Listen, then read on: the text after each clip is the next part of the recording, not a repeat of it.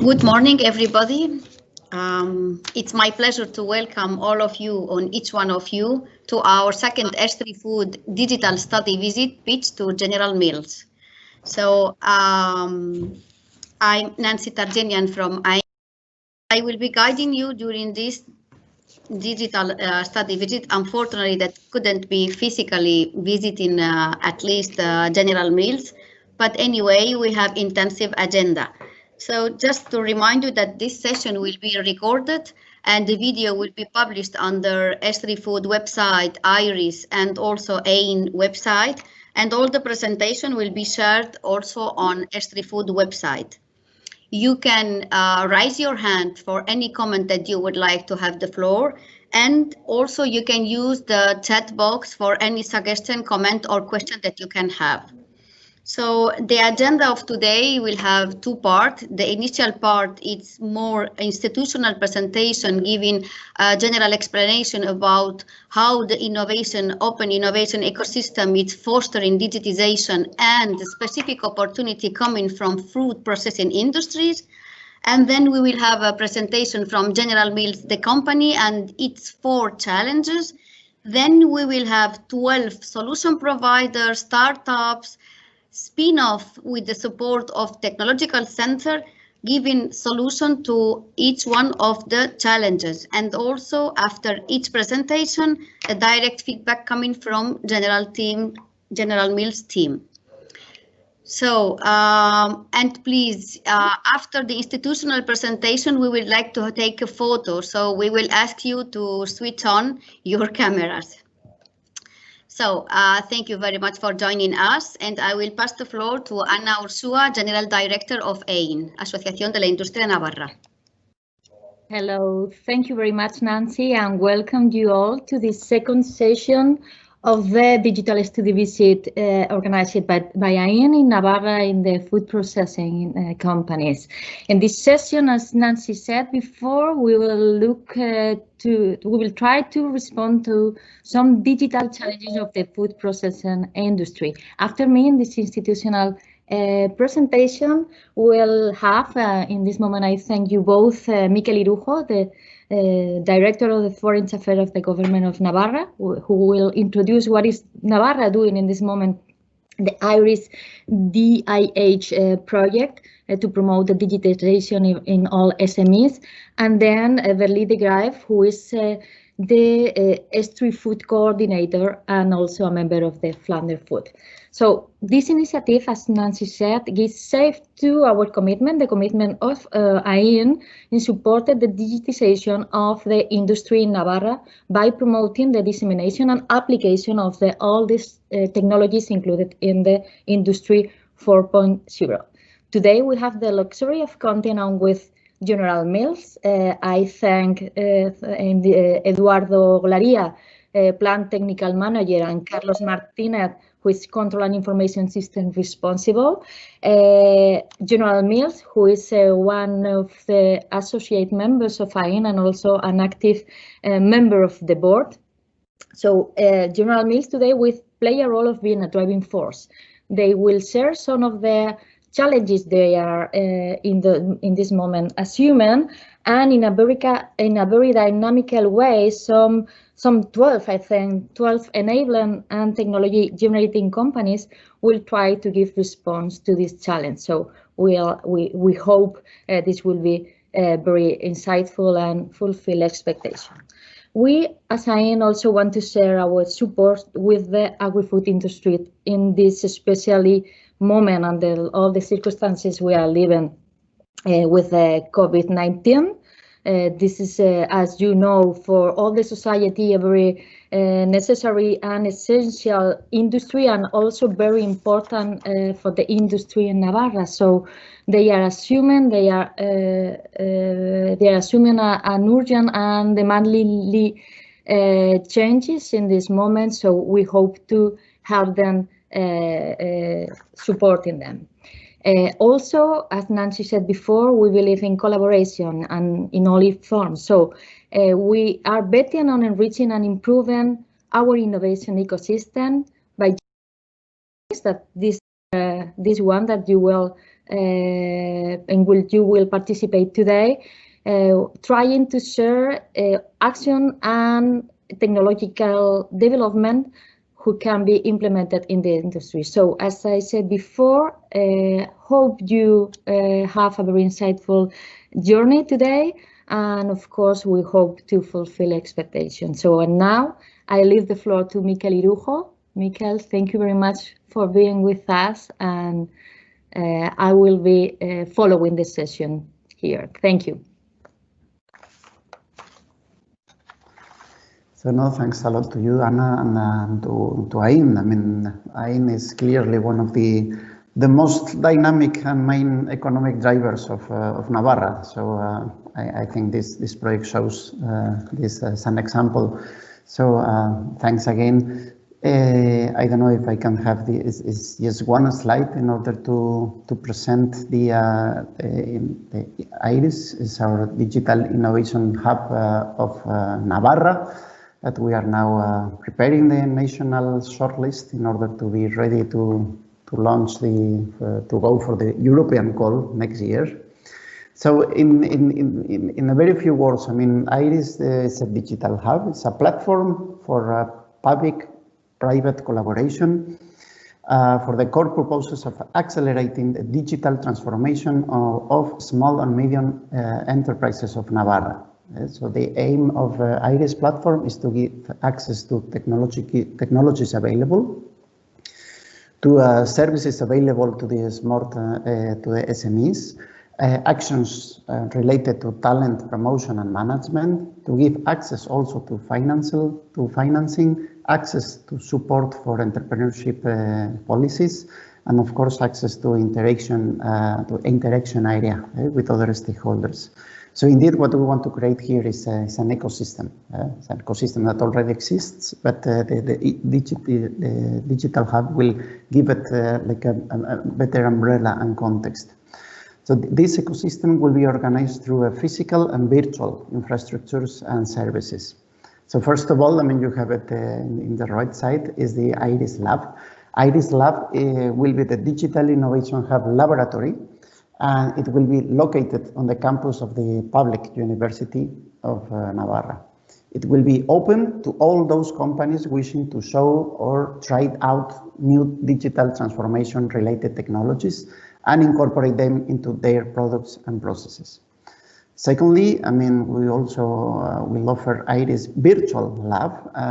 IRIS ensures that any company of any size and any technological level can take advantage of the digital opportunities available through this one-stop shop scheme that offers testing of technology before investment, financing advice, transfer of scientific and technological knowledge, and networking opportunities, among others. Finally, I will underline IRIS Multisite. It's a co-working which is accessible to any entrepreneur, self-employed person, or small business who has an enabled technology-related project, and also it will offer additive manufacturing machines, robots, augmented reality, in short, 4.0 technologies in which companies and users will be able to train and develop projects. The IRIS will cover the main sectors identified in our smart specialization, including automotive mechatronics, personalized medicine, energy, and of course, food chain. The technologies offered to these sectors covers big data, machine learning, robotics, intelligent control system, or supercomputing, among others. The application areas cover advanced manufacturing, value chain management, and product development.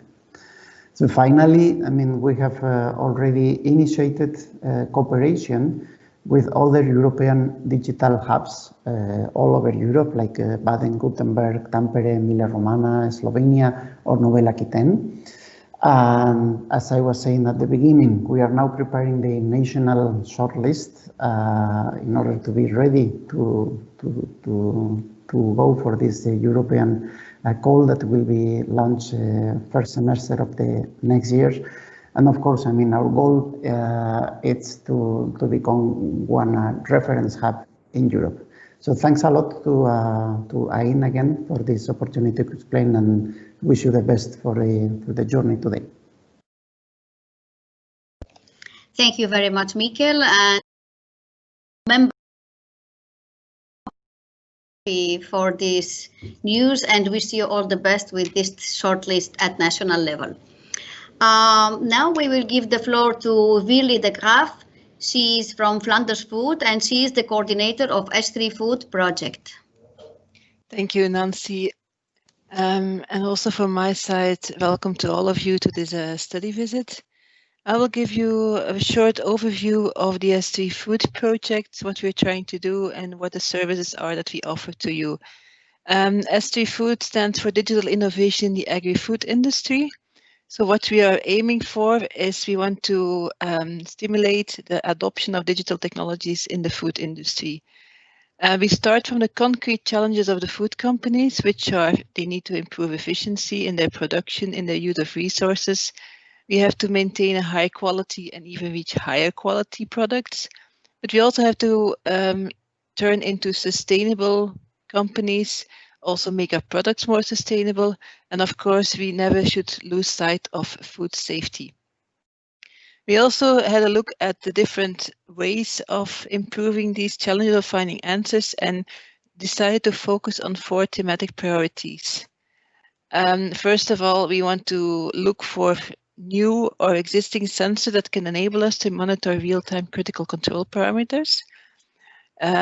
Via these sensors, we can capture data that tell us more about the status of our process and our product at each time. But capturing data is, of course, only possible if the sensor can be integrated and implemented into the production system. And if we can treat this data into valuable information that allows us to act upon it. Connectivity within the food company and within the food value chain is also an important aspect. This can be connectivity between the different machines in the company, between the different databases, between different departments, but also between a supplier and a client, for instance. An important aspect of this project is that we focus on SMEs. So with all the activities that we do and the financial support that we give, they are all tailored to support the small and medium-sized enterprises.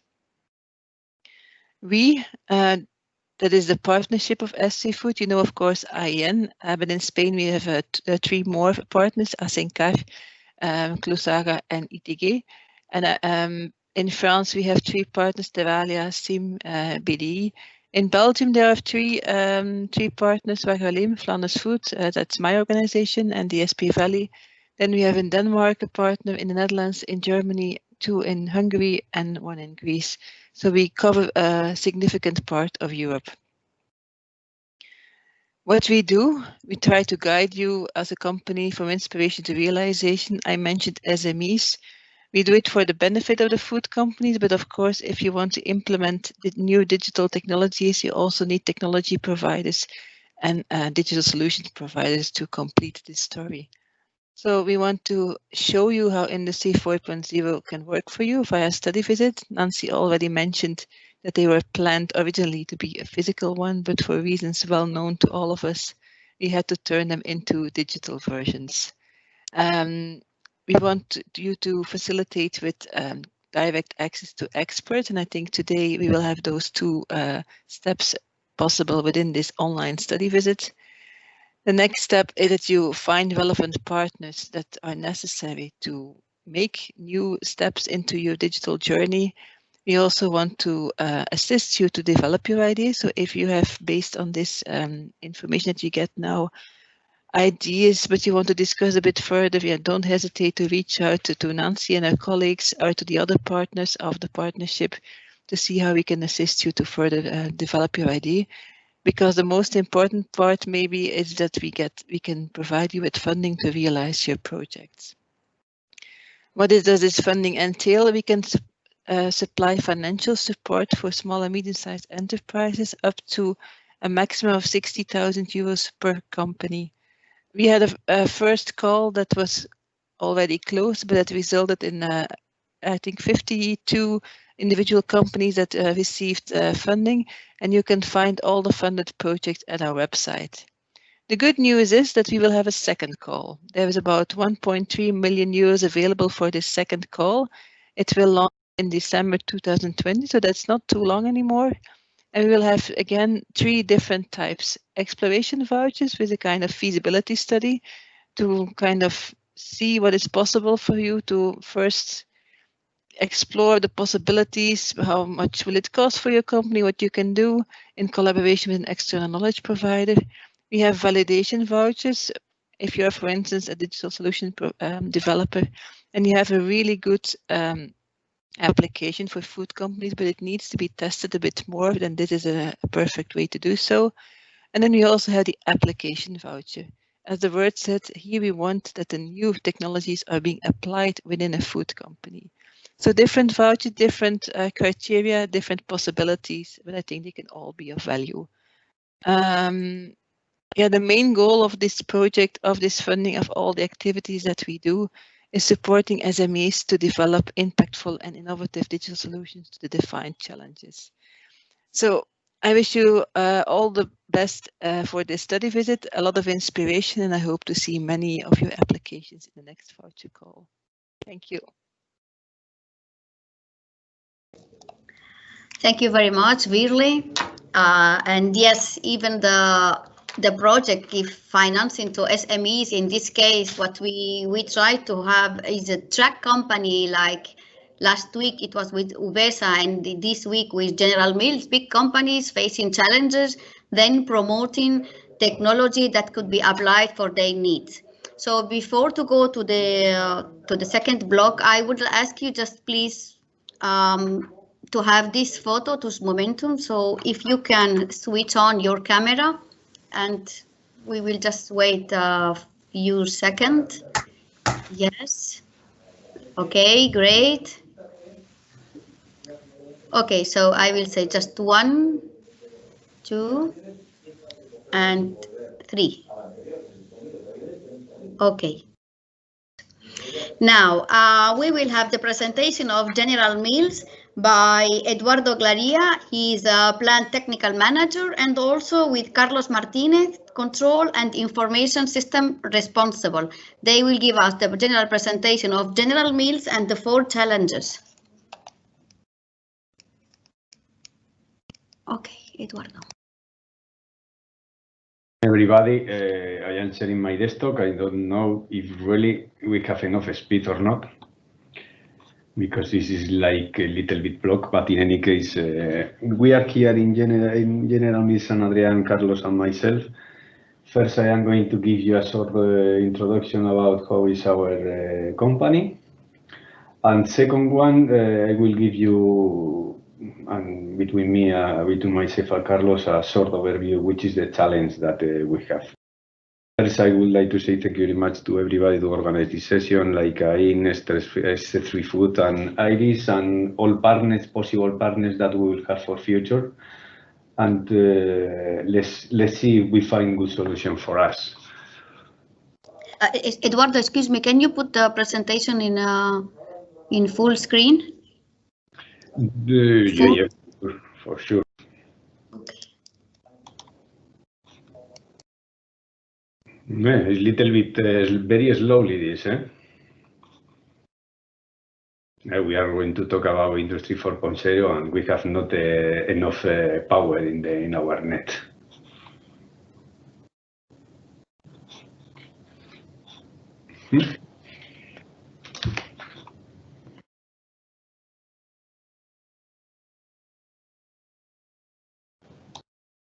Do you see my screen? No, I can imagine that no? Yes, you can. We can see the screen, but it just It's not responding.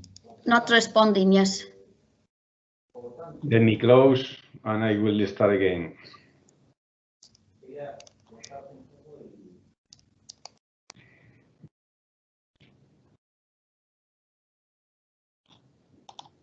Can you share? Yeah, I try.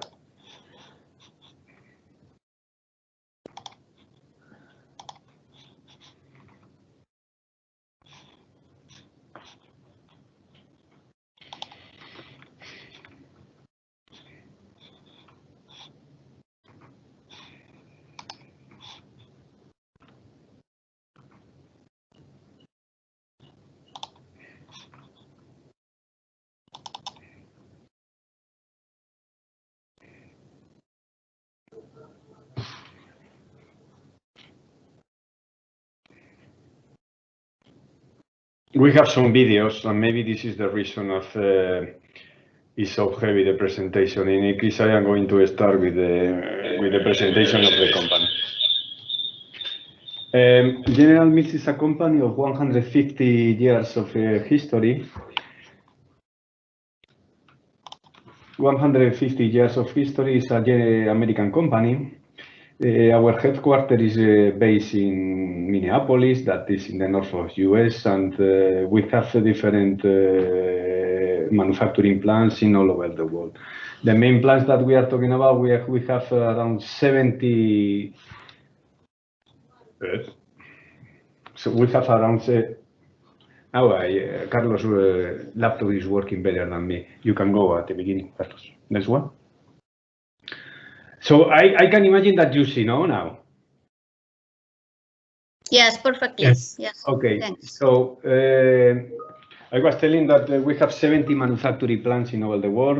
Mainly these plants are located in US, but in any case also we have plants in Brazil, Argentina, China, and also in Europe as region we have 7 plants.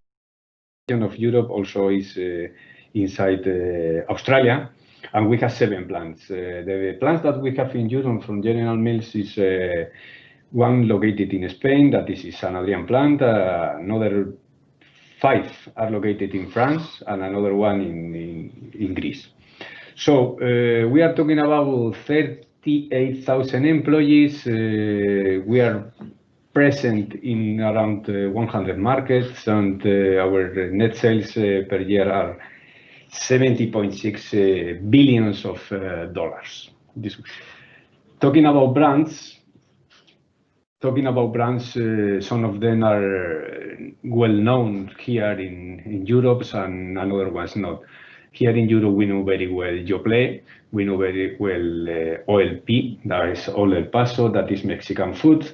Nature Valley, that are cereal snacks, and Häagen-Dazs, that is very nice ice cream that I can imagine that everybody enjoy during the summer and even winter.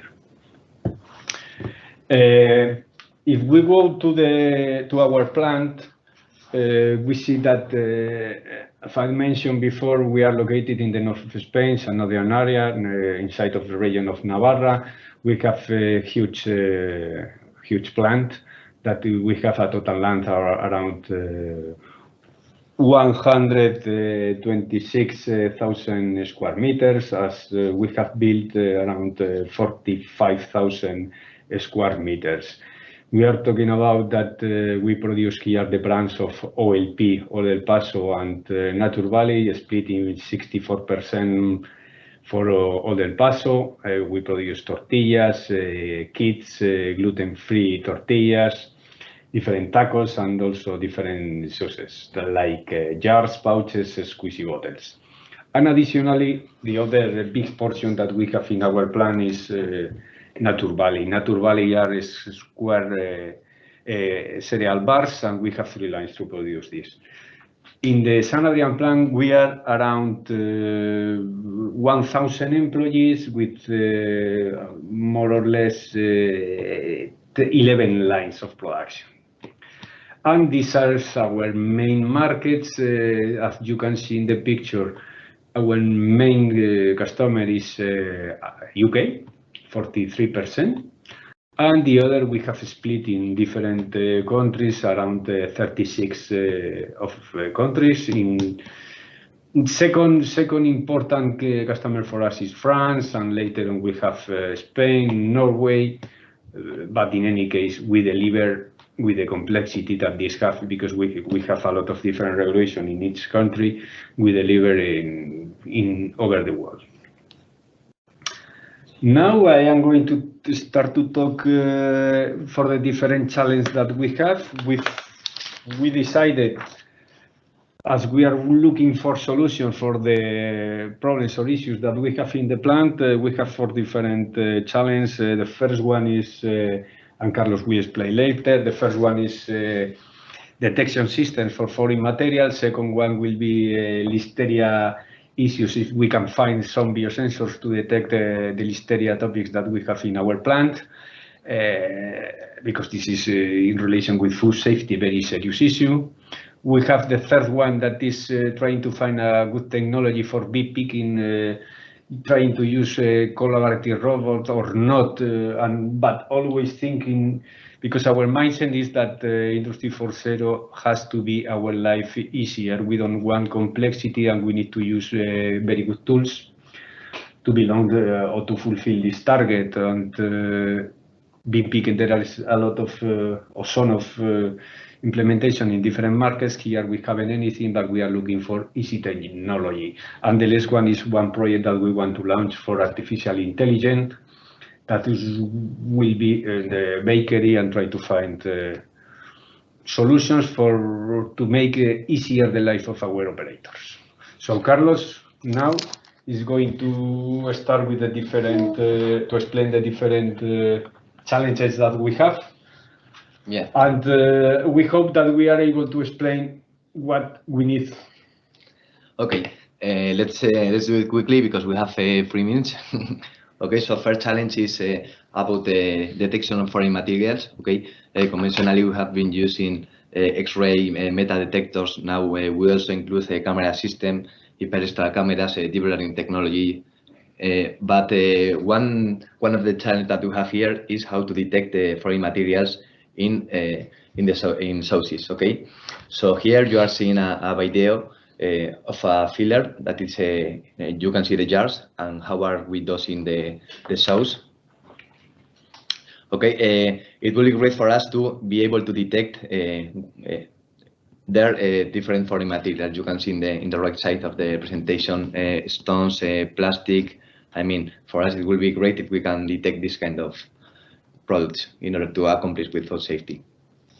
Okay, the second challenge that we have is about detect Listeria with biosensors. Now we are doing in a way that we are using this kind of piece that you can see in the right side. Okay, and we do it. We have different zones in the production, so we do this procediment in different places in order to detect it, to have Listeria.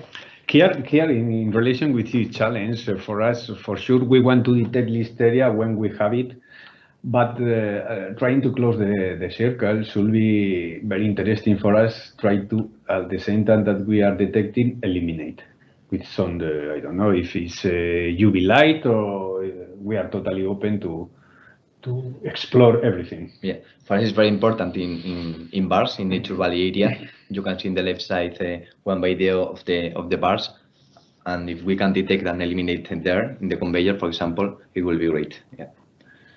The third challenge that we have is related to bean picking. Now we are doing manually some different jobs in order to enter the seasoning and the pouch to the kit of the tortilla. Okay, so in the left side you can see how it's working, how we are doing now manually.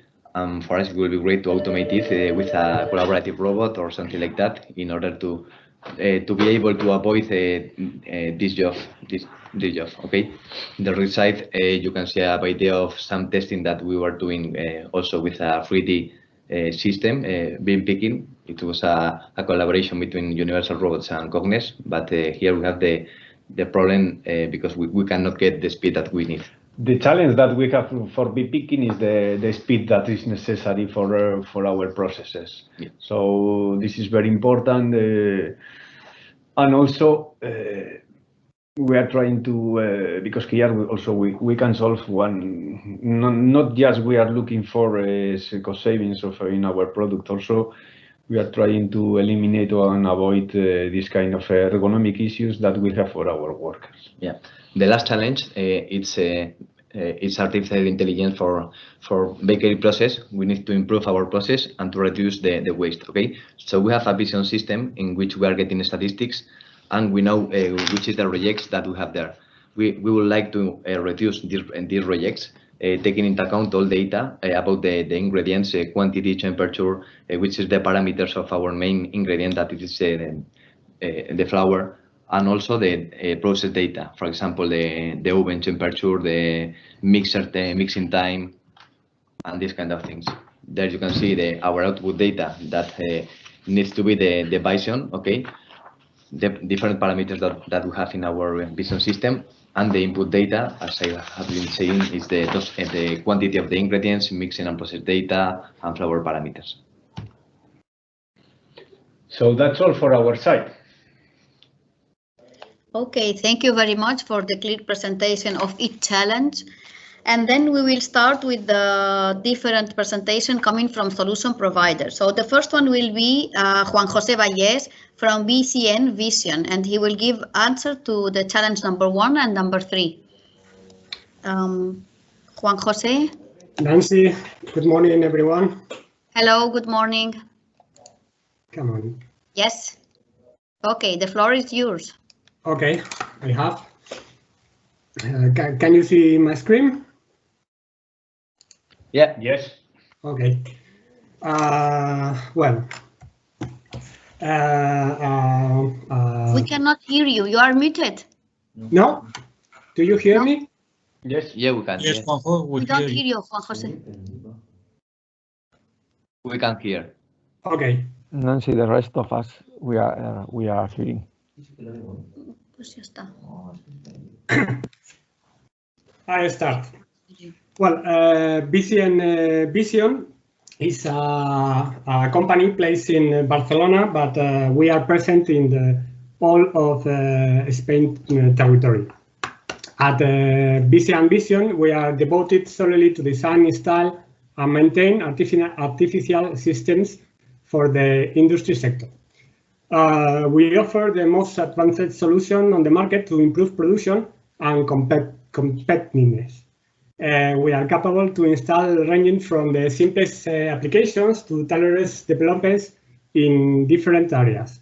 Industrial identification with barcode readers, 2D visions, 3D visions, bin picking solutions, deep learning solutions, and specific solutions. One of our main strengths is our human team, highlighting the technical department. A team of 47 people, and more than the 50% of our staff is a technical team. Important division of innovation and new technologies, including bin picking, Industry 4.0, and deep learning. At this time, we propose a solution for the challenge number 3.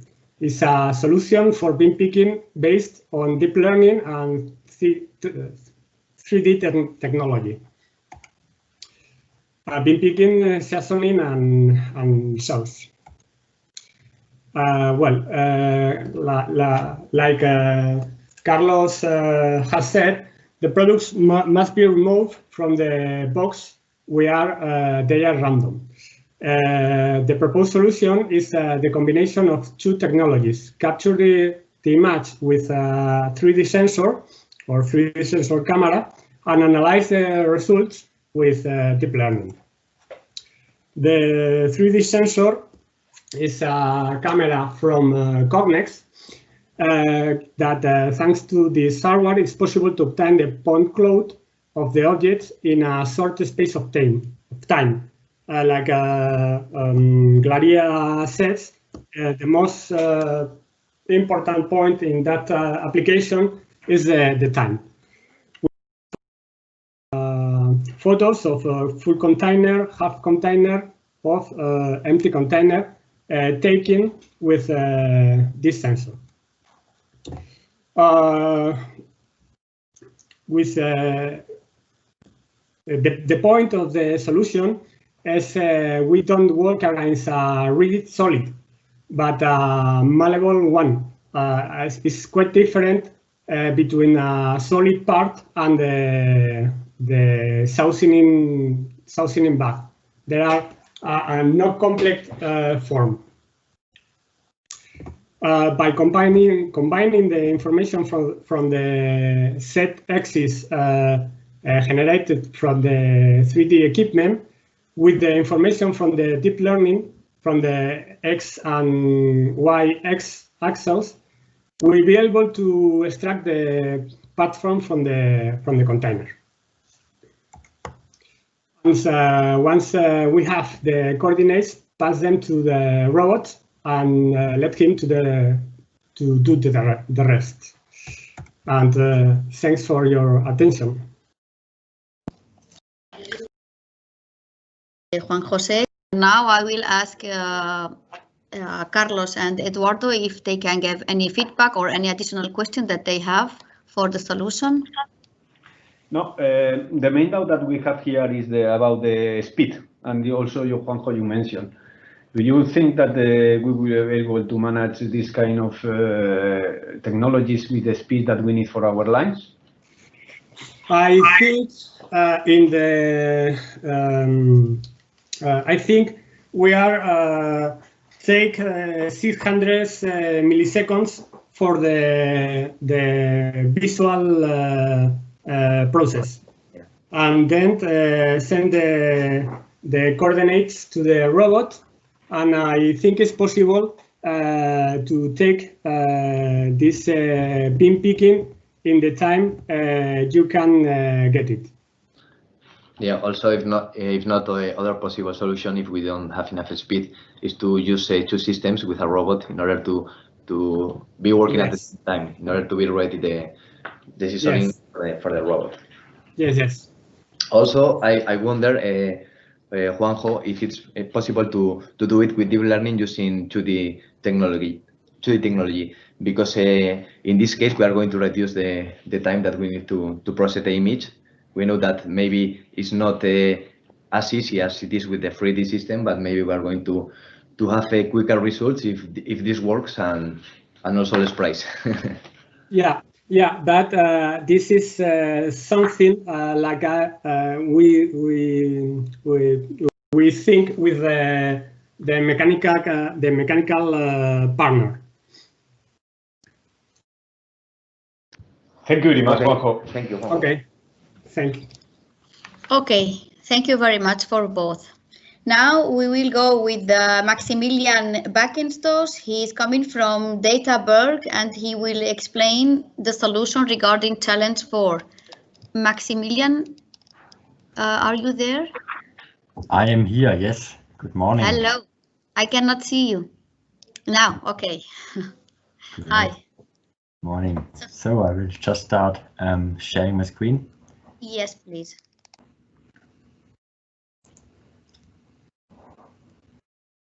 Good. I hope you can see it. Just start the presentation mode. Yes. Nancy, you see it? Good. So good morning from my great. side. Hello from Datenberg. Datenberg means mountains of data in German, and that's what it's all about.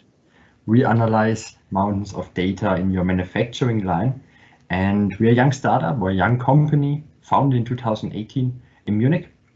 In the next few minutes, I will explain a little bit what we are doing and how we can optimize manufacturing lines.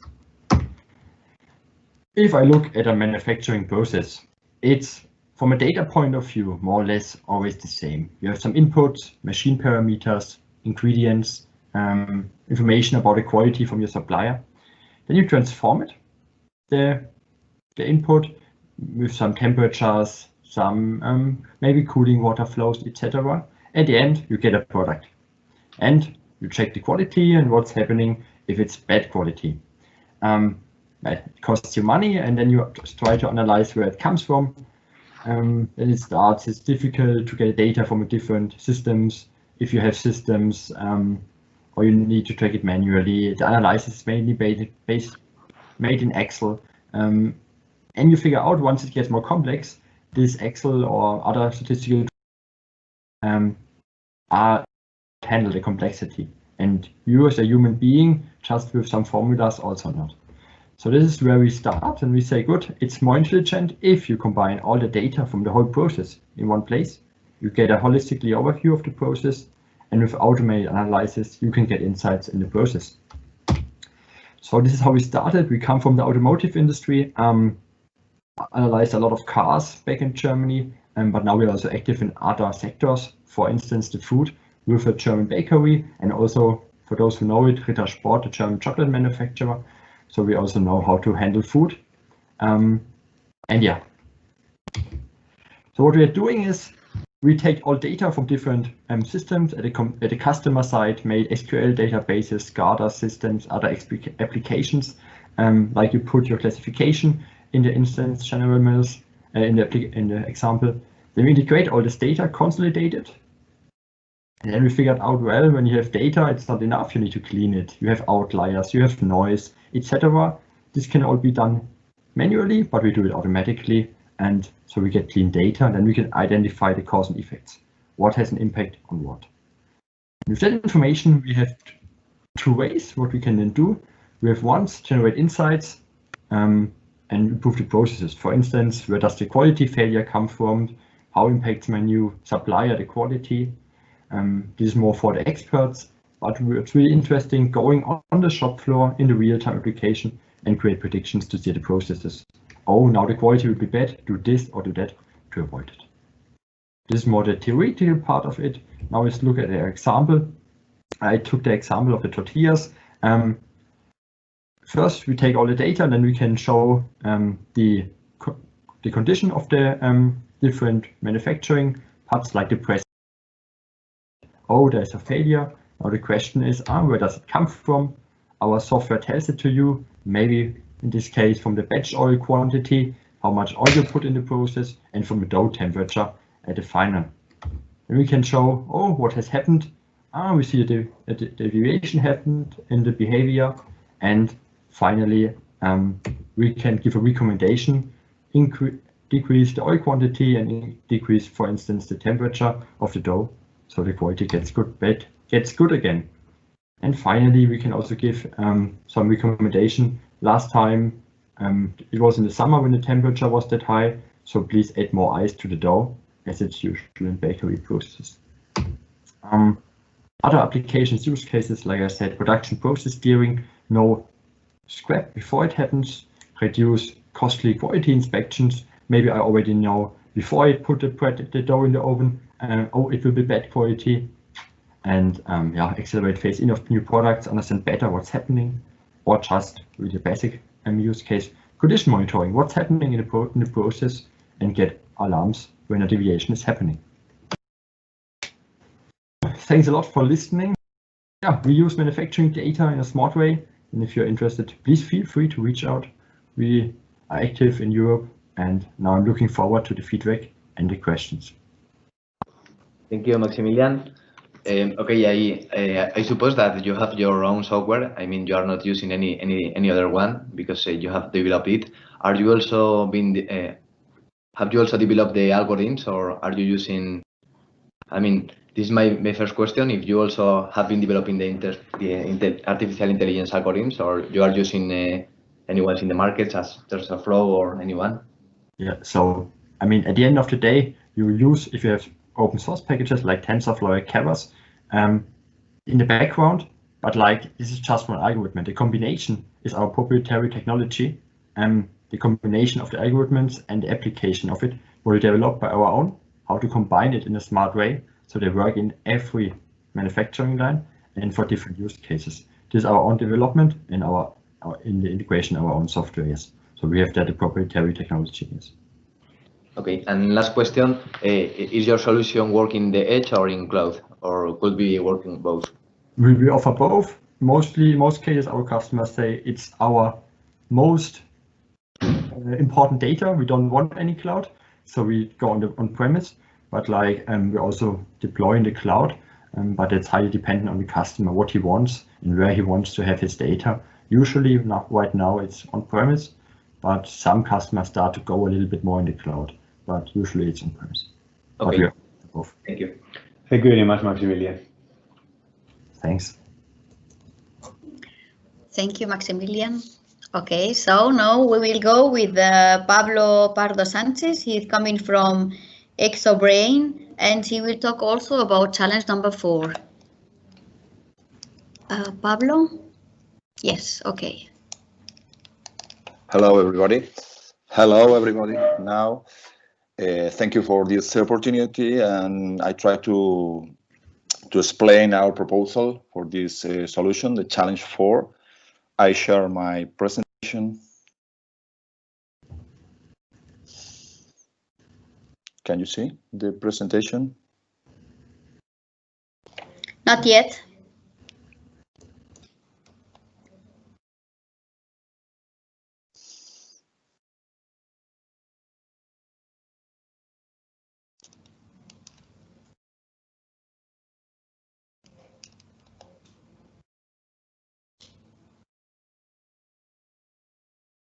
Sorry, now? No. Well. Okay, wait. No. I try it again. Yes, please.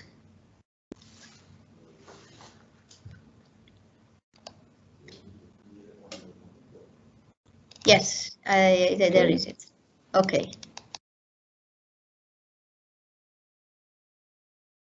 Sorry.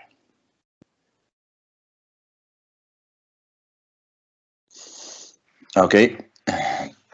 Very quickly, we try to explain at the beginning of the company. We are a consulting company. We start to work with different projects about the improved performance in production and maintenance.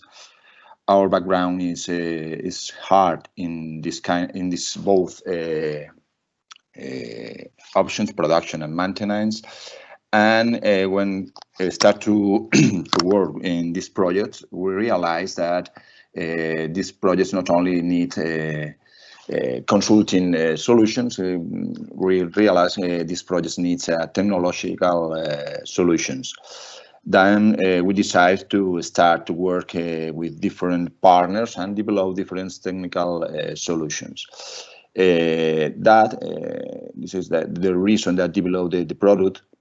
And we have different products in transformation operation and different products in technological that is good for this project. We realize that in a lot of cases, when we work with our clients, the clients has a good software, but this software is not used for the operators.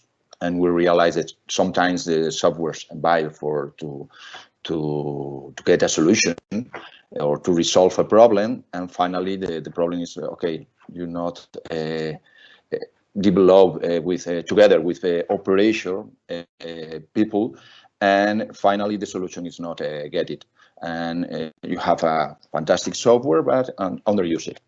Okay, and it's very important for us when we work in this project or in this challenge for not only a technical solution, because integrate operation point of view, and it's very important the process point of view. When we talk about processes, the workflow is usual in this kind of project. Okay, the most important is what is the project, no? Why this challenge want to resolve, no? Eduardo and Carlos talking about quality problems. Okay, but not only in general quality problems, it's very important to know, yes, what is the reason to work, and okay, if I analyze the problem, I get the solution. Okay, in ExoBrain, we propose this kind of solution is a typical solution in data analysis. Okay, different levels of data analysis. Is I in this information is the solution or the project, not only the solution, it's a project, and the project that we propose is different steps. These different steps, in each steps we need a technological solution, but we need to analyze operation. We analyze the business. You can see in the first step, understand the business. It's very important that the solution finally get to or resolve the problem. Okay, understand the business, understand the data. Data is at the beginning of analysis or final tool, research and analysis. Okay, design and develop different tools or algorithms or whatever we need to understand the problem and to get information, and finally to get knowledge, okay, about that. And this is a typical improvement process to evaluate and again implement it. Start to implementation these solutions. Okay, this is the process that we propose for from Exobrain.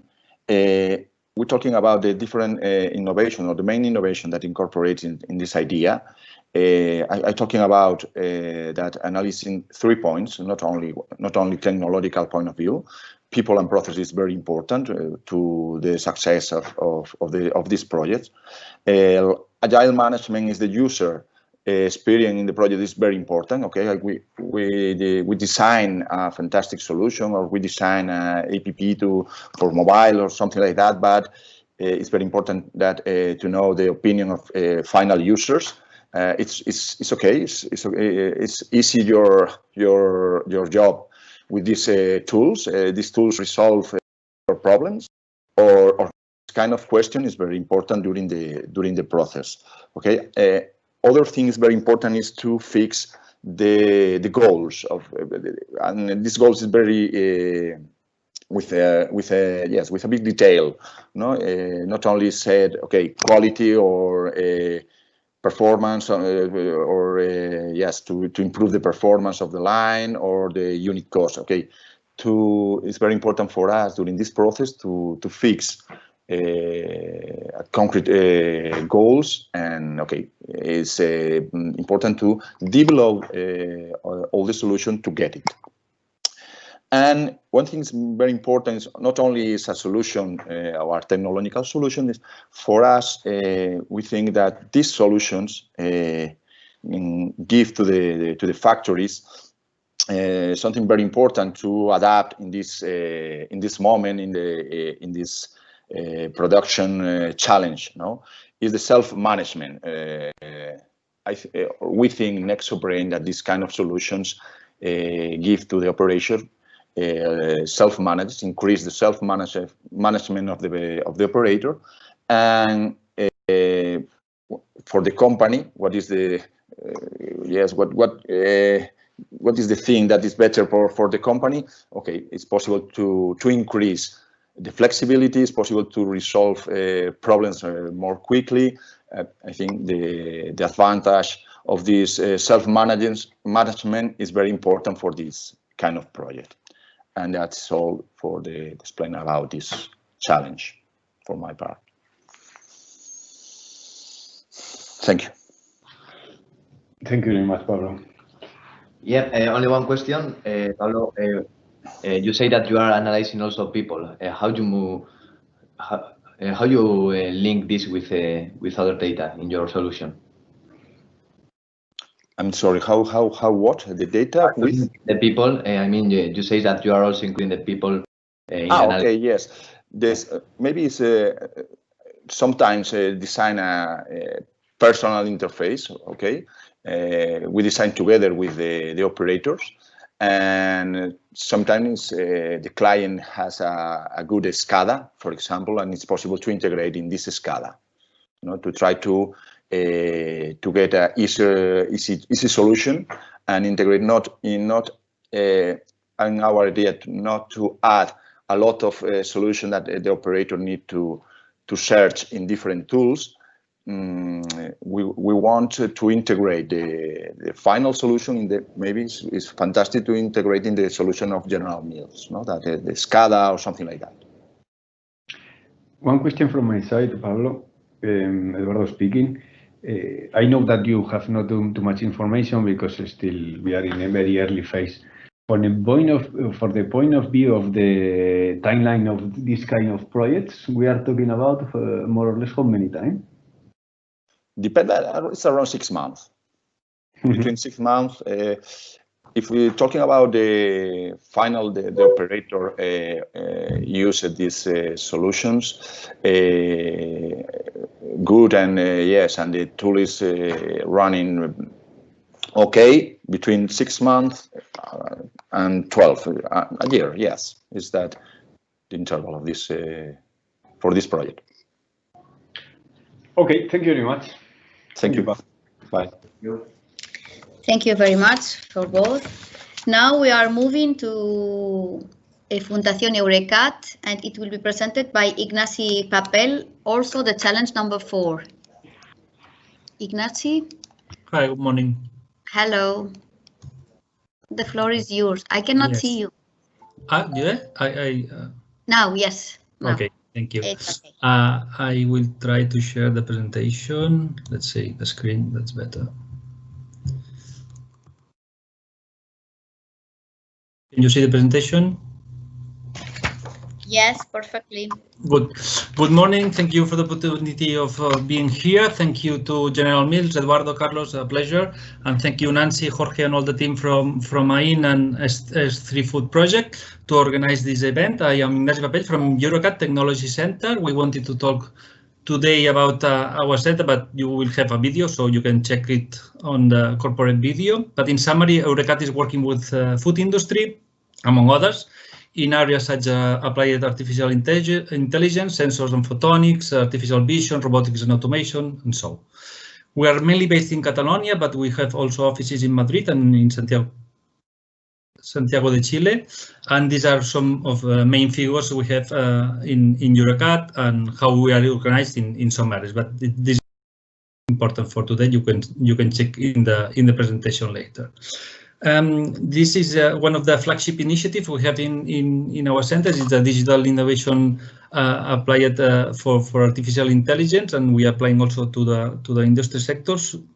So based on what we know for the specific challenges of General Mills, we wanted to talk about challenge 4, but we will also talk a little bit about the other challenges too. And regarding the challenge 4 for the applied artificial intelligence applied to the bakery projects, to the bakery process.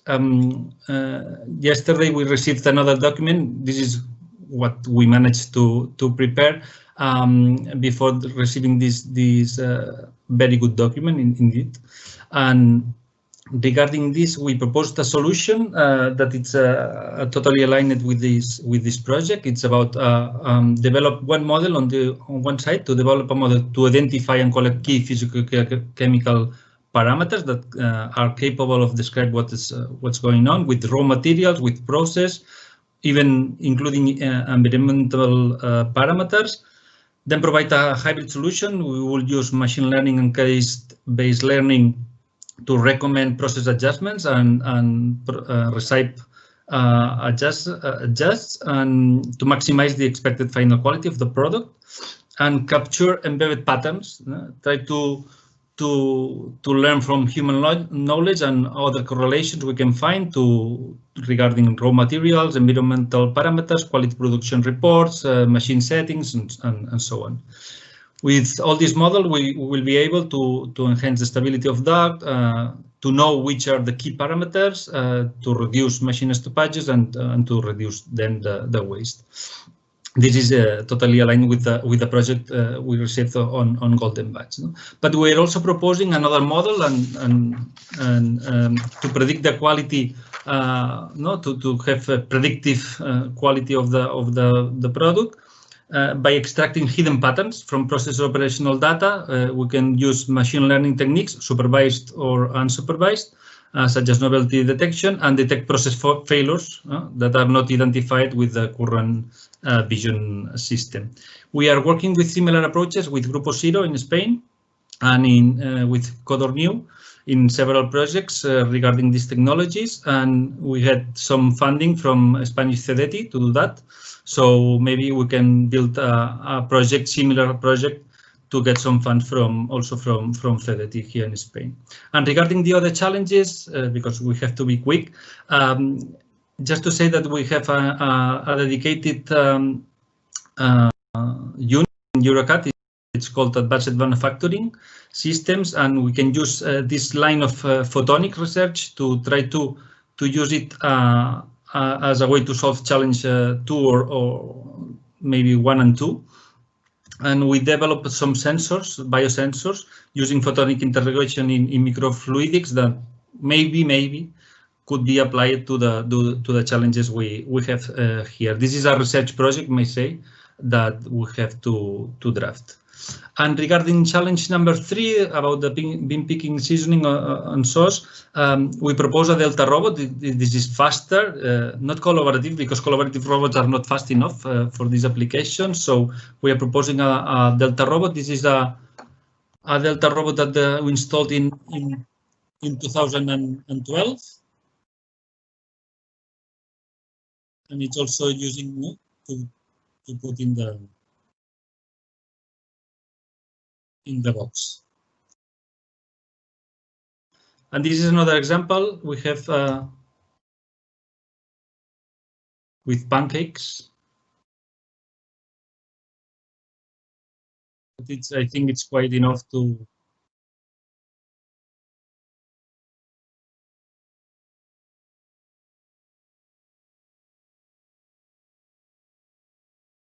You have to use the software, and these are some examples that we have in EuroCAD in different systems and technologies that we can apply and develop to this specific project of bean picking. But also we have knowledge on scan, visual artificial vision, and so on. So we could apply also programming robots, autonomous robots that can perform some tasks. And also collaborative robots in human-robot collaboration. And that's all. I wanted to show a little bit. So please keep in touch. In some cases, we will need a little bit more research to draft a solution, but in some cases, we have already the solution, or at least a project that it could be available to you. Thank you very much. Thank you very much, Ignacy. Some questions for our side, very interesting everything. You told me that you are working, and also we see that we have experience in this kind of food industry, because additionally you told us that you are working with some of our competitors. Yeah. I don't know if you are working in similar project that we were talking about. It's a different product, yeah. Okay, but in any case, for this project, that the challenge that we are talking about, what is your feeling about the accuracy that we will have the model that you will develop?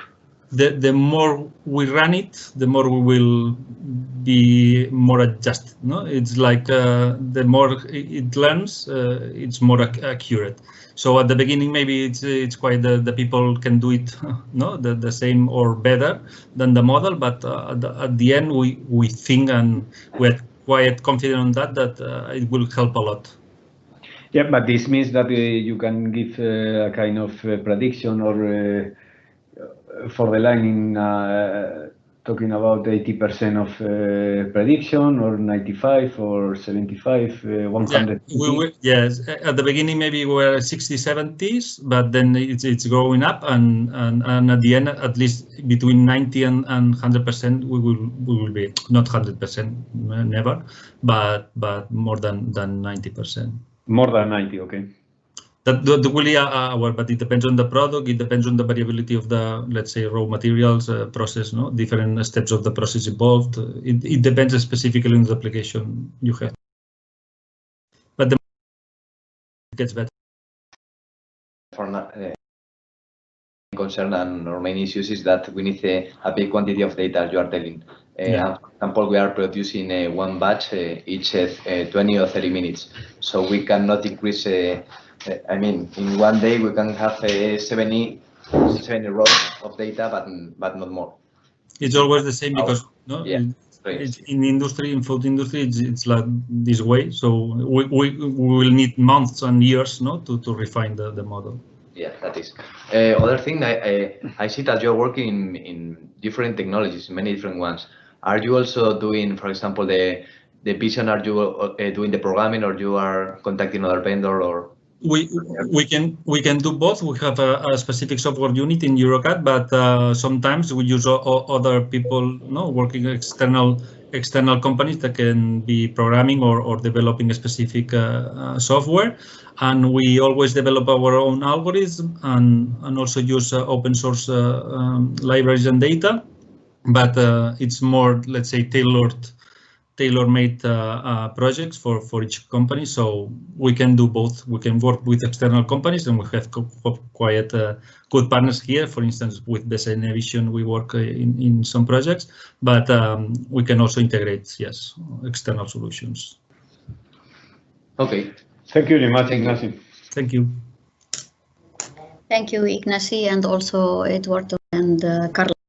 Now we are moving to the company Gurpea, and we have Javier Garcia and Julián Baigorri to present a solution for challenge number 3. Hello, this is Julián Baigorri. Can you hear me? Yes.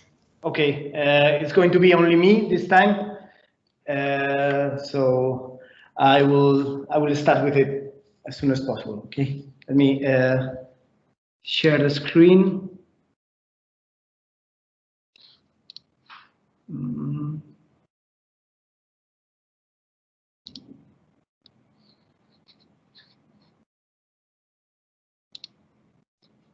Okay, can you see my screen now? Yes. Is it possible to put it in the presentation mode? It should yes, be... better.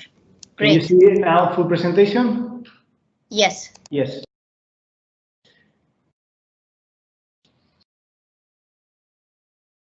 Well, first of all, I would like to thank you for the opportunity. I would like to introduce briefly the company Gurpea.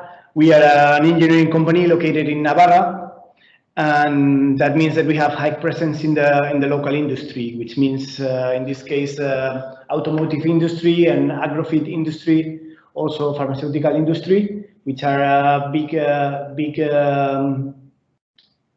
parts of our development. We also work outside Navarra with aeronautical or electrical industries. That's all over Spain. And what we basically provide is engineering turnkey solutions for these industries, starting from projects that are new developments based in starting with the design, the manufacture, and the startup. We also do upgrades of machinery, also as a turnkey solution, and an additional service that we provide is maintenance in terms of corrective and predictive maintenance. And this way we complete the full cycle of the industry product. Now we focus a bit in the project with AIN and General Mills, and we consider that based in our capabilities, Gurpea fits very well in challenge number 3. That's what we are going to present now, because we can provide a turnkey project for this challenge, including technology that we have experience with, like robotic cells that are using beam picking systems for working with high-speed rates. Most of our experience with industry and the projects that we have require this kind of solutions, turnkey solutions with high-speed cadence or high cadences. And we're going to show you the proposal that we have in this case that we've been working in. This is a preliminary idea that can give a view of what the solution could be in this case. But obviously, as long as the project develops, there can be many changes in this solution. So what we thought is to provide us a station in which we have a feeding system for the seasoning and the bucket and the sauce buckets, and another feeding system for the product box that enter the station. And in the station, we will have a beam picking system with a camera and a SCADA robot that is a high-speed robot to take the products from the buckets and put it into the boxes. And in order to ensure the frequency of the feeding frequency, we are providing also a buffer system that we consider is an important element in the challenge. As I said before, the main idea of the station would be to fill in the buckets. the buckets are positioned into the station, and we have the scatter robot with a high speed taking the seasonings and putting them into the box. That would be the ideal situation with high speed, but we have found out some issues that could be a problem. In this case, our main concern is that we are going to have two different scenarios. One scenario with a full bucket and another scenario with an empty bucket. A full bucket would represent that we have lower travel for the robot, and if it's empty, obviously the speed, the cycle time is going to be higher. We have estimated that with a full bucket we're going to have around 100 parts per minute. But when it's empty, we are going to be around 70 parts per minute, depending obviously in the situation. And what we have to find is a programming balance to solve this problem in order to ensure the supply and the filling of the boxes. Another secondary issue that we have found is the moment of changing the empty buckets and exchanging it with a full bucket. We can solve this problem using two feeding lines, but well, obviously it's a more complicated, more expensive system. So we will try to think about doing it just with one single line. So the main solution, how to solve these issues, and for that purpose, we've been thinking into a buffer system. We solve it with a buffer that we are going to use to feed the product into the boxes when we have a high rate of boxes coming into the station, plus we have almost empty bucket, which is the worst situation for the robot. So for that situation, we can use the buffer, and also for the moment of changing the empty bucket to put a full one. And this buffer will be filled in the moments in which we have lower frequency of boxes and an empty bucket situation, or a full bucket situation, where we have the robot is going to be more relaxed in a way. So how are we going to combine this software to make the robot intelligent in a way? That's the big challenge in programming, but that's something we have experience in this kind of challenges for programming. So that's what we are going to present it like this with. And finally, we talked about the picking system. We are not a company of vision system, but we are integrators. Okay, so together with other colleagues, we are going to work in a solution, thinking about capture of 3D images and finding the position of the seasoning and the sauces in the set axis. So we have to find the X and Y plane of the sauce to pick it up with the high-speed robot. And the integration, it will be also part of our task. Basically, this is the presentation from Gurpea for the challenge 3, and I hope you find it interesting. I don't know if you have any questions. Thank you very much, Julian. Thank you. Yeah, one question that I have is, what about the cloud? I mean, you need to get the pouches or the seasoning very fast, and we don't know if it will be enough in order not to move the sauce or the seasoning when you get it. I mean, I don't know if you are going to use a suction or venturi or something like that to get it, and if it is going to maintain there, or due to the speed, it's going to go to any other side while moving. Well, the idea is to use vacuum, obviously, and for the moment we didn't do any test. So I don't know if one vacuum cup would be enough, or we have to go to four vacuum cups, for example. That's part of the final design, depending on the weight and the high speed. We have to test. We have to do physical test and real test here with the product itself. Okay, thank you. Another question: what about the grease angle? With this robot, you don't have an angle in the grease. Okay, so yeah. What happens if we have, for example, one pouch that is 45 degrees? Are you going to not to take it and it will go to the empty boxes, or are you proposing any kind of I don't know, a moving system in order to? We consider that we don't need additional turning axis in the wrist because of the flexibility of the vacuum cap. We don't think that we are going to have a situation that is going to be a problem because of the way we are doing the empty process. How are we going to empty the bucket? We don't think we're going to. There's always going to be an alternative to take a different, a better position sauce.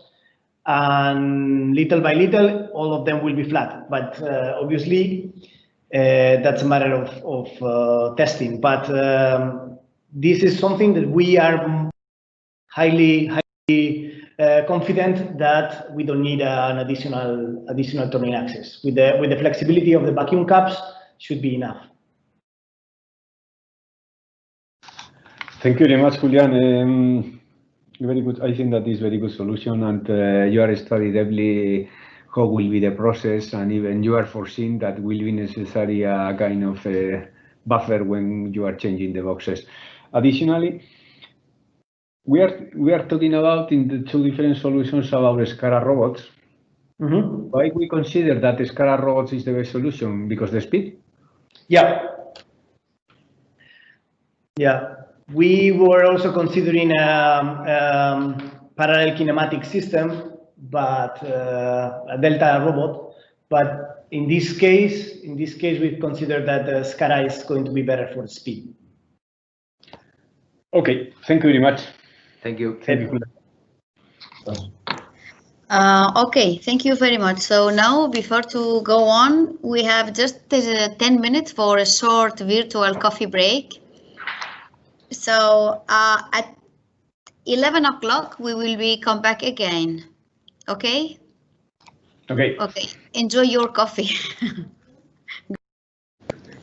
Okay, welcome back again after this short coffee break.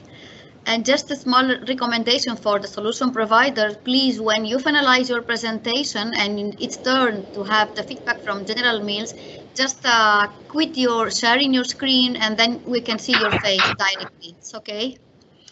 So now it's turn to go with Intermarket IT, and it will be presented by Luis Paisan, also addressing challenge number 4. Yeah, this is me. Let me share my screen. Please let me know if you are seeing it. Yeah. Not yet. Suppose you should. No, we cannot see your presentation. ¿Tú la ves? No, we cannot see. Let me try again, please. Yes.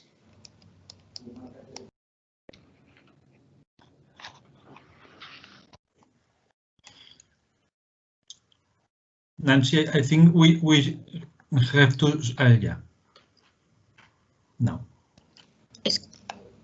Yeah, it's okay. We can see it now. Okay, full mode, presentation mode.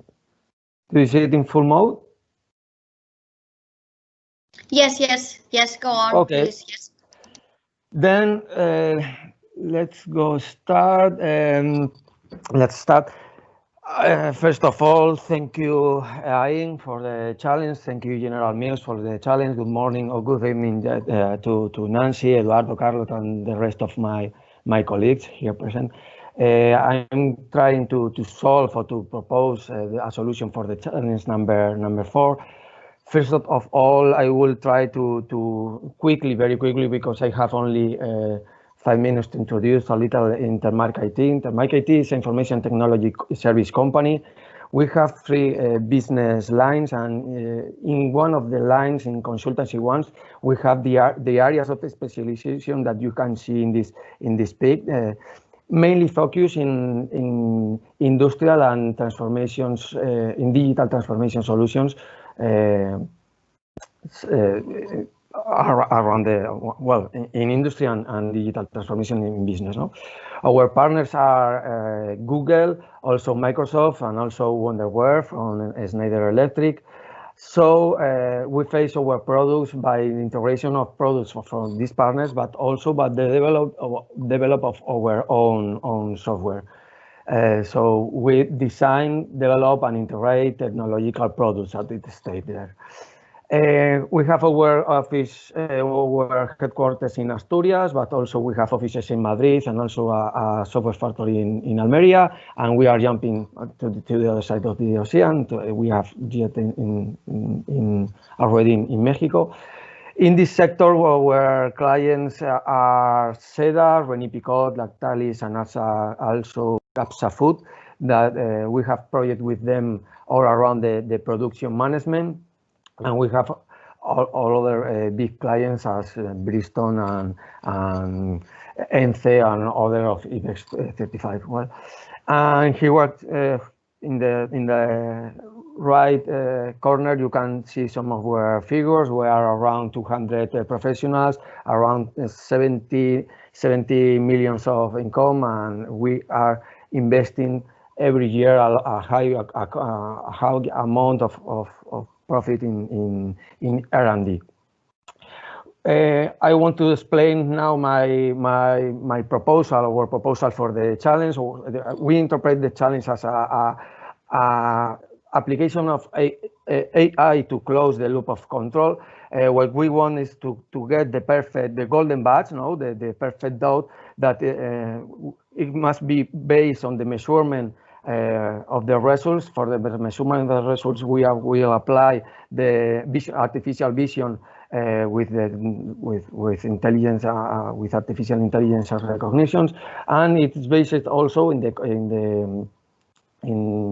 the measurements. We supply the control to identify to find the causalities between the changes in the inputs and the outputs, and finally to execute the changes and to manage the production control. We provide also a solution based on Wonderware Suite of products. Well, both of the artificial intelligence, both algorithms of artificial intelligence will be based on Google Cloud Suite. Step by step, I'm going to explain all of them. First of all, in measurement step, we propose to use the API vision of the Google Cloud, that is that it has his own intelligence, his own algorithm of Google, but we have to model the algorithms. Well, so based on this API and also in TensorFlow, and with the training that we have to do before the model is prepared, we can get very high percentage of accuracy and recognition. We will focus the recognition is the variables that you commented in the last document. Well, color, size, diameter. After the model is trained, we can download it to a special hardware to run it on premise. With well, here you can see the hardware that will be behind the software solution. We will be only with a Raspberry, and the Coral is the hardware that they say that is specialized, developed by Google, also with a chip of Google to run neural networks. With this, we will have the result of the vision that will be bad or good. It's important to underline that the solution that is behind besides of our proposal is Google Cloud products. Well, so the algorithm is not developed but by us. It's the architecture and the the infrastructure of Google that is supporting this product. Well, here, sorry, in the square there are some links that I recommend you to follow just to understand or to check the speed of this type of recognition. The following step will be the control. The control will manage inputs not only from the process but also what the environment, moisture, temperature, etc. In order to, with the model, understand which are the causalities between the changes that will suffer these variables, and also the result of the measurement that we are doing about the quality. So we could in the future, and when it is completely trained, to predict also the result of the changes in order to establish this control to manage the production process. Well, it will be also based on AI platform or Google Cloud Platform with this blocking, with these building blocks. We will develop the model, and we will refine it with the help of Kubeflow. That is another part of the suite of Google. We could retrain it in time again and again. As you asked before, the best expectations are when the best training we have. So in time it is improving. And finally, to manage the execution of the process according to the changes that the control is saying or is proposing, we introduce the Wonderware Suite. This is an industrial IoT platform to record all the values of the variables, not only the internal ones, but also the externals, the environmental ones, and to gather all together.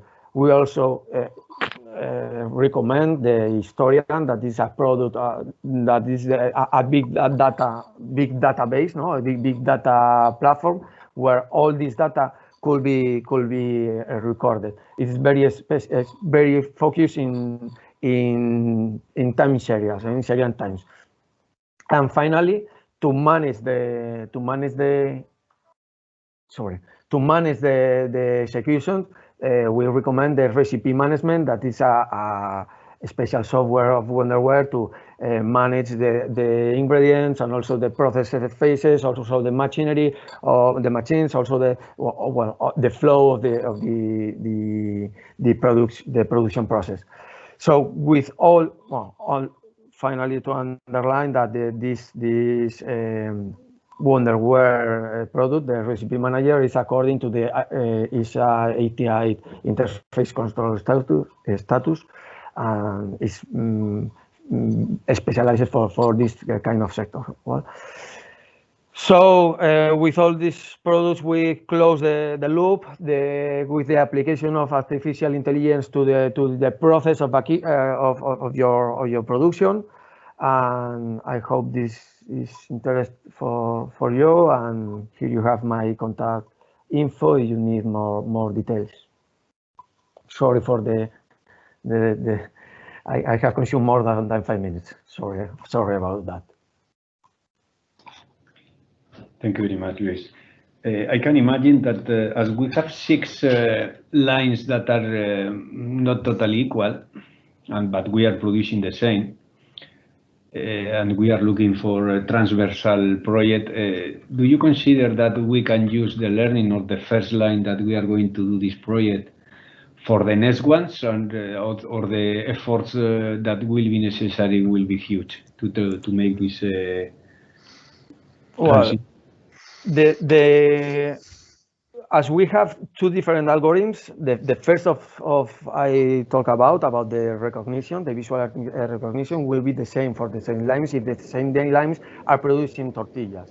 I mean, the recognition is independent, will be based on some variables, the diameters, the colors, the spots that the tortilla could have. Also, well, the variables that you talk about that in your last document. and this model will be the same for and the training will be the same for all the lines, I suppose. We need, Google recommends to have around 1,000 images to train the model, right? So I suppose it's not a problem to get it in a very short period of time. This training shouldn't be more than few months. In the other side, the algorithm about we will should study more deeply because I suppose that although the variables could be the same because we are checking the speed of the mixer, the temperatures, or the pressure, something like this.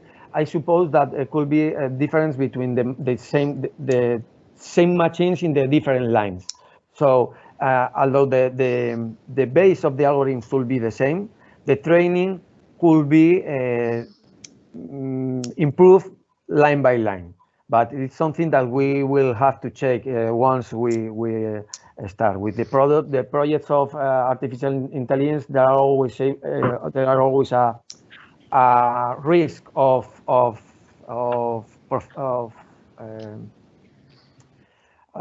there is a risk, no, in the results. So it's something that we have to study and to research more in depth. Okay, one question. Which is the value that will provide us the use of a vision AI tool instead of conventional vision system? Well, once that is over the table is that we are not developing the software. We are using the software that Google is providing. So I think this is a key in the process because well, we all know that Google is investing a lot of money in these technologies, and well, the success cases are all around us. So we are reusing his infrastructure and his capacity to solve problems that we find in our clients. So we are not developing our algorithms of artificial intelligence. We are using the ones that Google is developing. So I think that in front of the competence or in front of the other providers, this is a obvious plus, no, for us. This is why we work with this solution and not trying to develop our ones. I don't know if this answer for your questions or you refer to another point of view. Sorry. Yeah, it's more ready to other point of view, but it doesn't matter. We can focus later. Okay. Yeah. Sorry. Thank you very much, Luis. Thank you. Yeah. Thank you, Eduardo. Thank you, Carlos, Nancy. Thank you, Luis. Now we pass to ITMAT, Technological Institute of Industrial Mathematics, and we have with us Alberto Martinez to present the solution provided for challenge number 4. Hi, everybody. Can you hear me? Yes. Yes. Hi. Hello. Thanks. Hello. Thanks for allowing us to introduce ourselves. We are ITMAT, as Nancy told you. Can you see my screen right now? Yes. Okay. Yes, great. perfectly. We are ITMAT.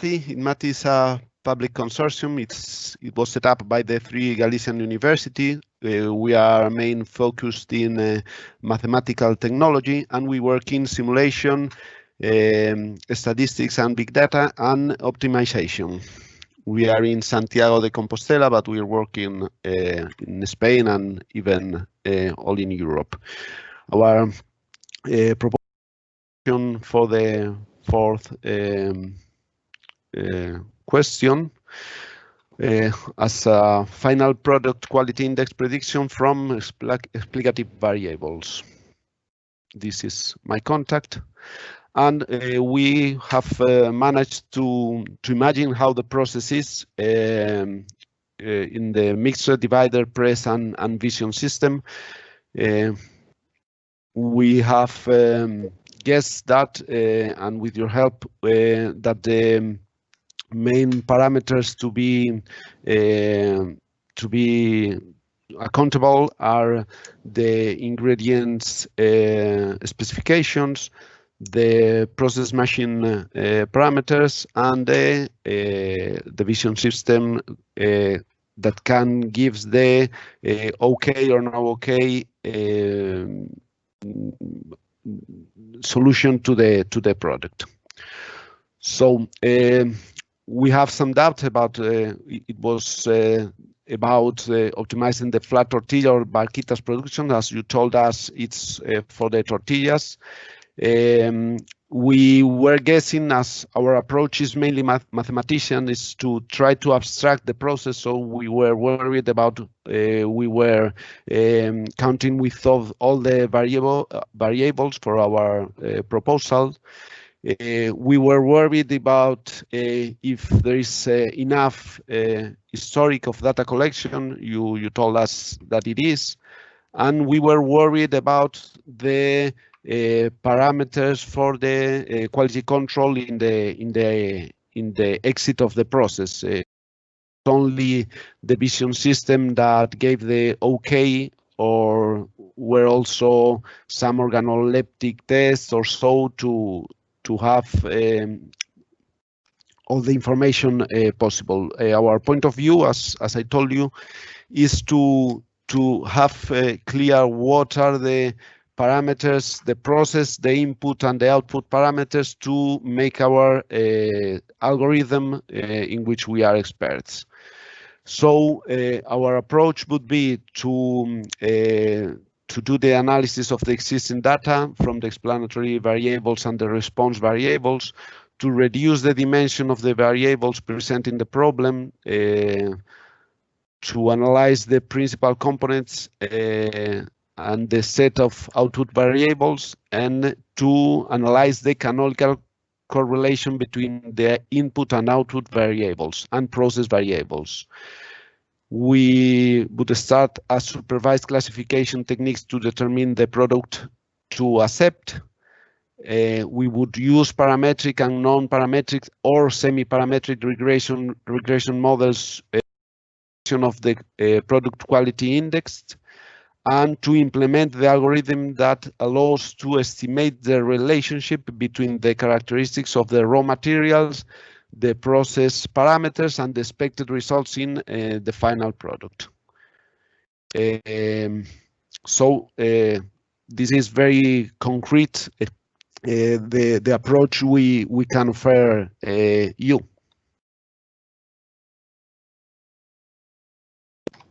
Okay, thank you very much, Alberto. Coming to your doubts, maybe we can ask you something, no, Carlos? Can you come back the presentation to your doubts? Sorry? If you can come back one slide or two, yes. And we can see the doubts and maybe something. Yes, some of them I reply by email. Yes, as included just some information, because this should be really to make a realistic approach. We should have this information at all, but it was very helpful for you, for us, your information from yesterday. Only to focus in the third and fourth doubt. The first one, I told you that we have some data. I mean, we have 3,900 more or less of rows of batch entries. But it's enough for us. Thank you very much. It's okay. And for the quality control, here we are focusing only in the rejection of the vision system. Okay, there we have also other quality controls in line in order to ensure the organoleptic and any other parameters, but we need to. But here for this project, the scope is to reduce the waste that we are getting for the vision system for defects. Great. In our approach, we do a tailored solution. So we are open if you tell us this should be included in the algorithm, we can include it. So this is a tailored solution for you that we're thinking about. Okay. In relation with your company, you tell us that this is a part of 3 Galician universities. Yes. How is organized, more or less? How many people, and how is working this? Yeah, we have 8 years working right now, and we are around 50 researchers that are working in these fields of numerical simulation, statistical and big data and optimization, around 50 researchers. Thank you very much. Thank you, Luis. Oh, thank you, Alberto. Thank you. Okay, thank you very much, Alberto. So now we are moving to Nytec Technological Center, and we have Juliana Cornejo. She will also address the challenge number 2 and number 4. Thank you, Nancy. Thank you, General Mills, also. Eduardo, Carlos, nice to meet you. I'm sharing my screen. I don't know if you can see it. Yes, we can see it perfectly. Just if you can put the presentation in Okay. Open screen. Yes. Okay. Okay. Let me present Nytec. Nytec is a technology center based in Navarra. We also are a partner in the IRIS platform. We are focused in mobility and mechatronics and advanced manufacturing. And we have experience in developing projects in the automotive and agro-food sectors, among others. Okay.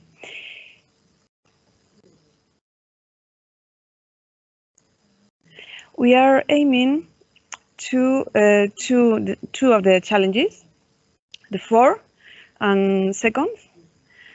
Let's begin. Let's start with the 4th. Okay. I will start showing our solution for the 4th challenge. I would like to point that Nytec is able to address the problem in a multidisciplinary way, proposing a complete solution which takes into account, for example, hardware and software. And we are proposing an ad hoc solution. So our general objectives here would be to improve product quality according to the customer's demands, and to improve company competitiveness. Okay, so we are proposing to develop an algorithm that identifies what variations in the process or what specifications are necessary for better performance and efficiency of the line.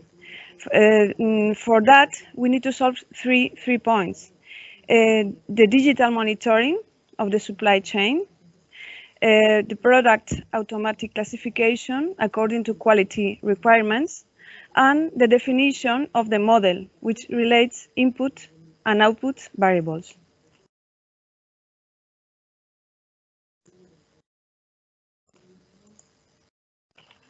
Okay, for the digital monitoring, a possible solution is the use of wireless sensors networks. They are low cost and small size.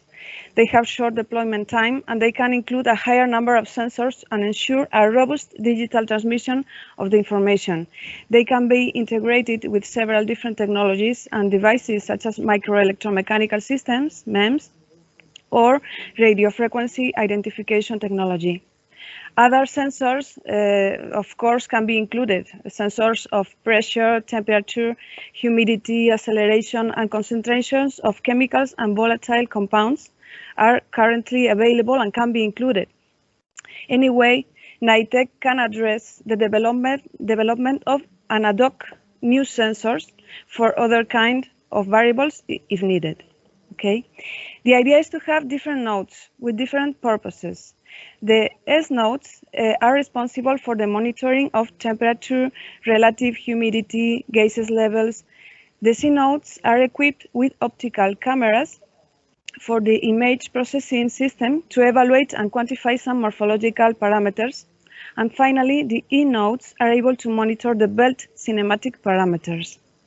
Each of these nodes can directly communicate their data to a Raspberry Pi for example, that is a commercial device with a Wi-Fi module that can collect and transfer the data to a server.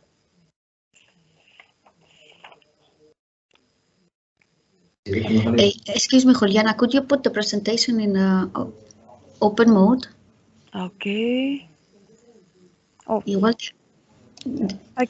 here. No, yes, thank you. Yes, yeah. Okay, thank you. The defects or unwanted shapes are checked with the node C. To that end, optical cameras can be used to monitor the disks before and after different stages in the process. The image processing is carried out with a Python application which avoids noise from the image, segment the images, and extract the geometrical, texture, and color parameters. The assessing of the quality can be done by comparison with a reference disk. Okay, and to close the loop, we can organize and manage the data acquired. The open source database Elasticsearch can be used, for example. At the network level, the data are organized and made available to the application layer. So, once the variables are ready, we can take advantage from them, applying machine learning algorithms in order to predict the results of any change in the process variables and determine the variables which optimize the process. Machine learning algorithms allow to define the model which relates input and output variables. For example, we can imagine that a faster production line is a possible objective. So how should I modify other process variables, maintaining quality level and process efficiency?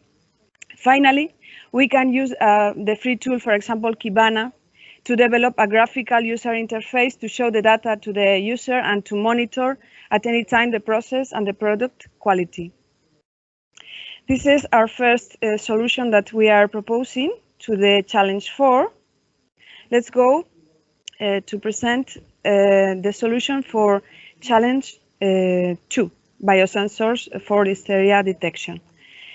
Among other technologies, Nytec is focused on the development of new diagnostic tools for the analysis of new compounds or as an alternative of traditional analysis techniques such as culture, chromatography, or ELISA test.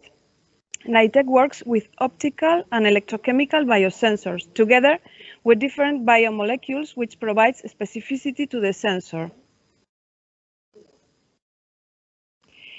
Look into Listeria detection. The traditional detection method is a cell culture in a petri dish that takes 4-5 days to provide a result. We can find other alternative methods such as PCR or ELISA test, which can take 27 or 48 hours. Importantly, most of the detection methods include a pre-enrichment culture. This is necessary, firstly, to distinguish live cells from dead or damaged cells.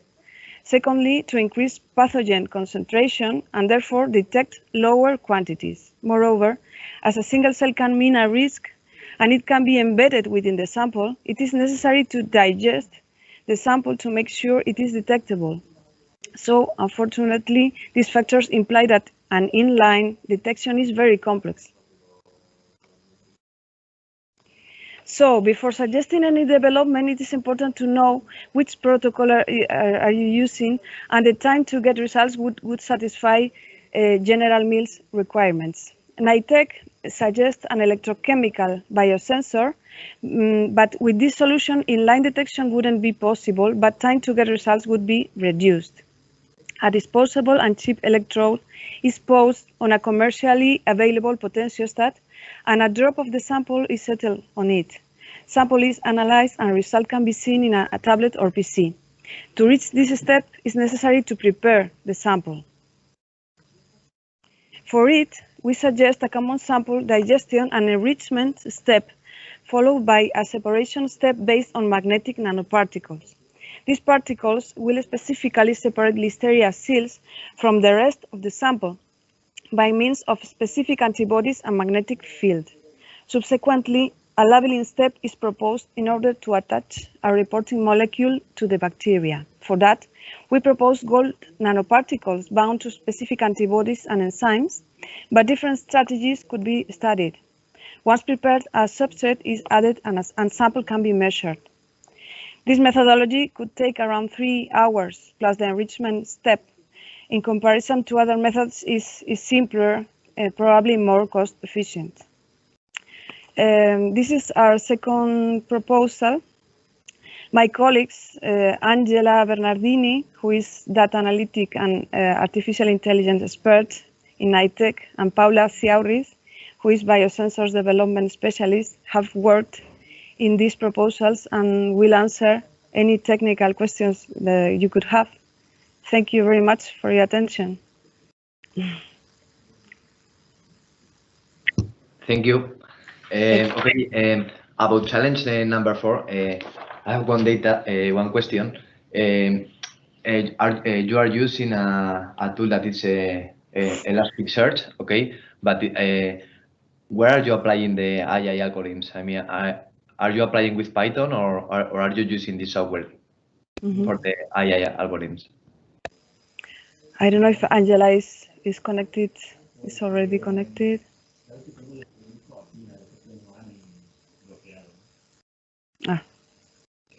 Perhaps not.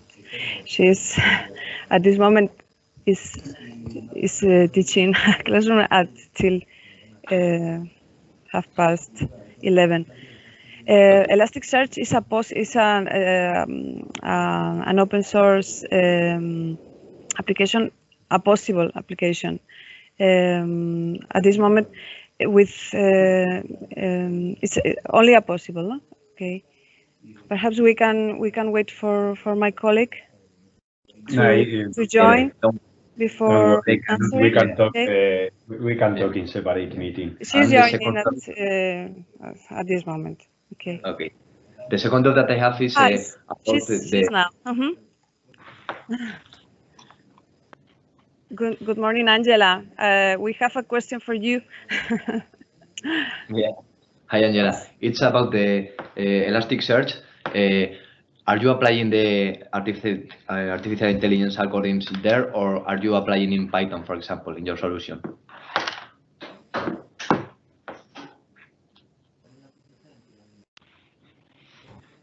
Sorry, can you repeat the question, please? Yeah, I heard that you were using Python software in order to clean the data, and also there appears another tool that is Elasticsearch. I wonder if you are using the algorithms of artificial intelligence in Python or there is a tool for Elastic. No. Always in Python. Always in Python. Yeah. And just in other kind of project, maybe sometimes we have used MATLAB, but always Python at least. Perfect.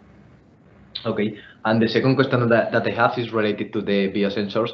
You told us that with an electromechanical biosensor, the detection will not be in real time, but how much time we will get the result if we install this kind of device? And have you tested it and it will really work? They have accuracy.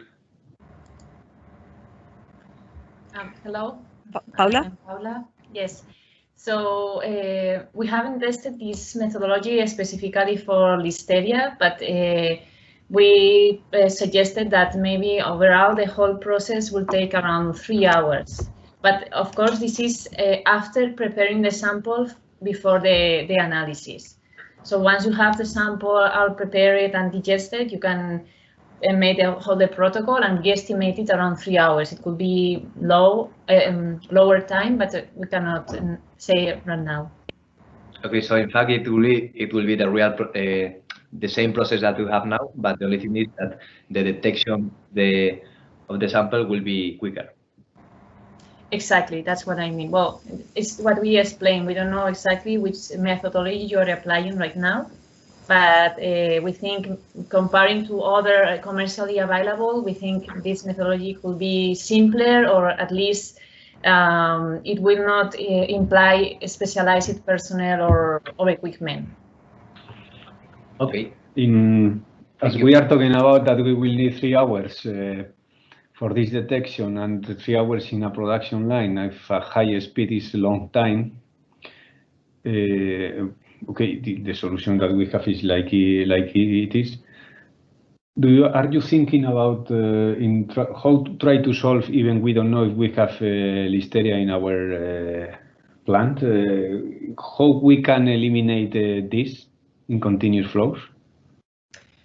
Well, I know you also asked for this solution, eliminating the bacteria at the same time as you detect it.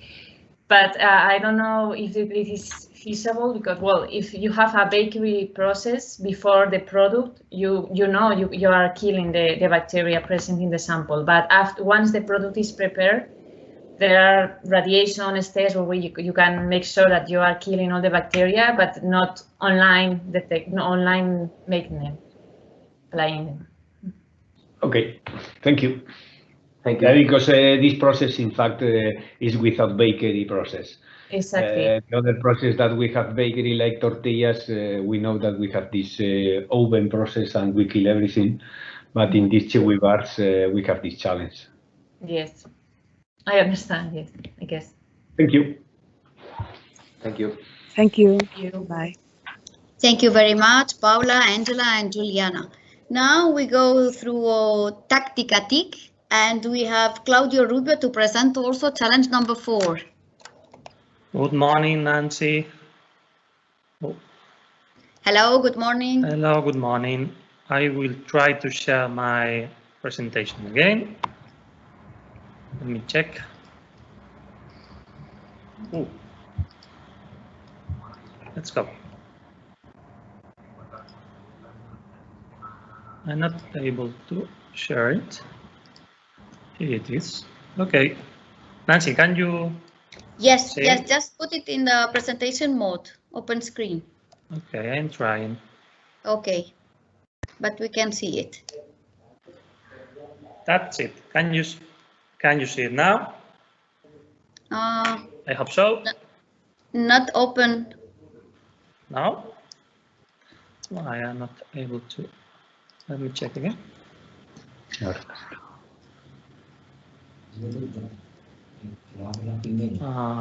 me check.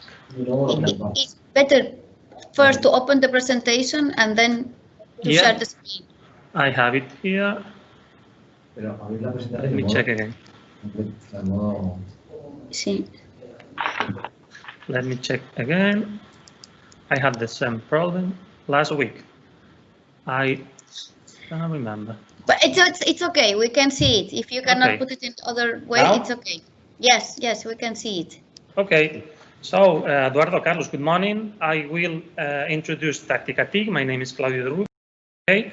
We are a company located in Asturias. Okay. We are 9 people now. We are based technology company. Okay.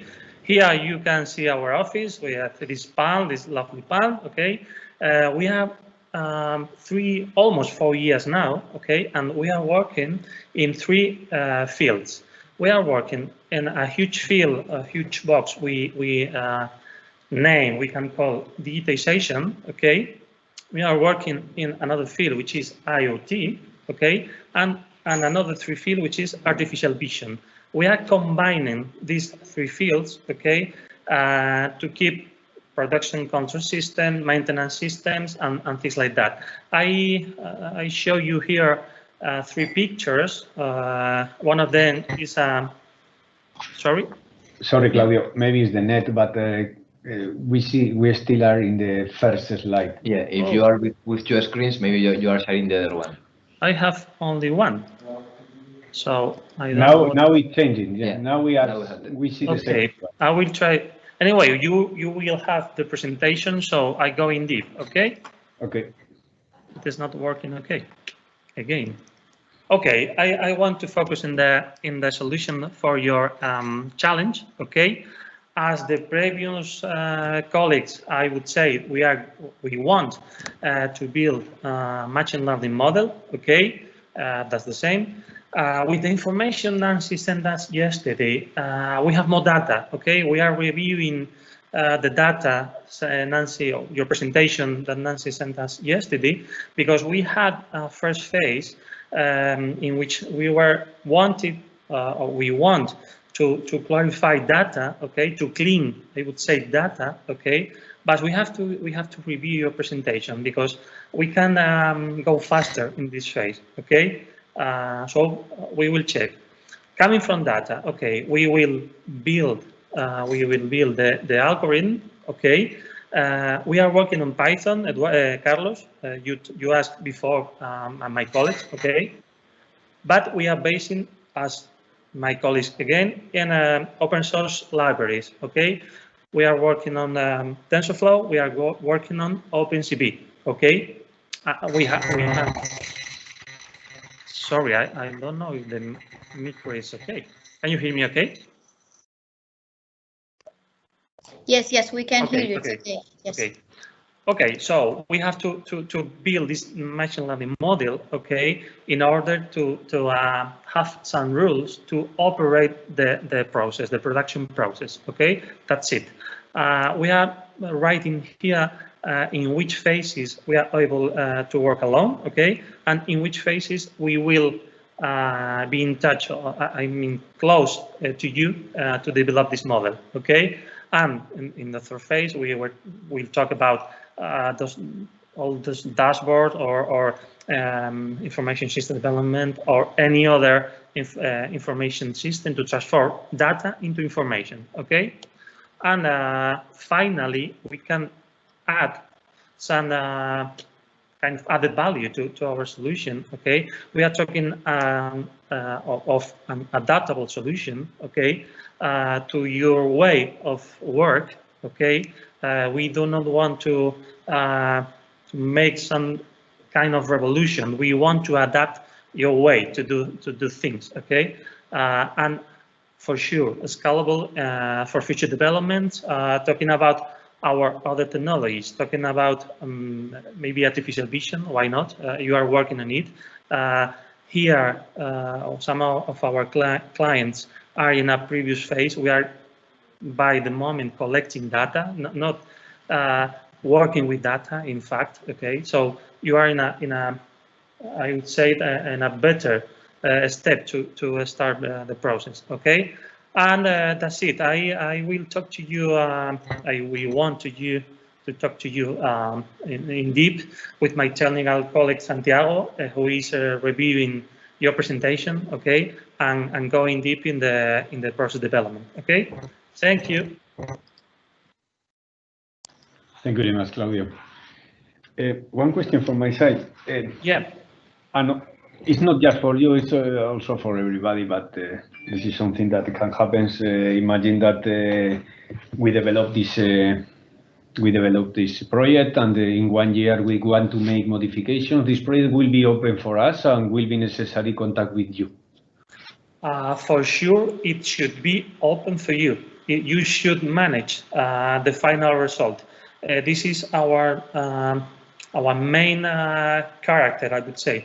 We are not owners of the solution, because the solution is for you, not for me. I provide you, okay? The solution has a knowledge base that I have to share with you, obviously, okay? But the final solution, the final result, the final model, the owner is you, it's not me, okay? And my main interest is to let it, this model, I mean, scalable for you, okay? Thank you. You're welcome. No more questions. Thank you very much, Claudio. Thank you, Carlos Eduardo. Thank you, Nancy. I'm so sorry again, as last week. Don't worry. Thank you very much. Thank you, Luis. So now we will have Adrian Larrea. He's coming from Tasiva Vision, and he will present solution for challenge number 3 and number 4. Hello, Adrian. No, we cannot hear you well.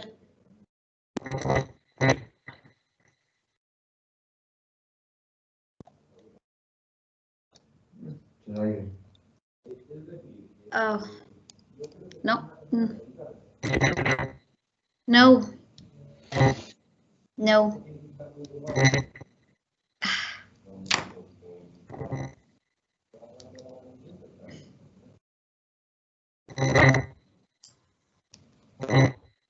Can you switch off the headphones and try to use the micro on the PC? Yeah, it's probably about the cable. Yeah. Yeah. You can hear me now? Yes. Perfect. I think you will have a lot of noise. I will try again. No, but now it's okay. Now it's okay. We can hear you very clear. My laptop, I think. Is okay? Yes. Let's see now. Yes. Now we hear you very well.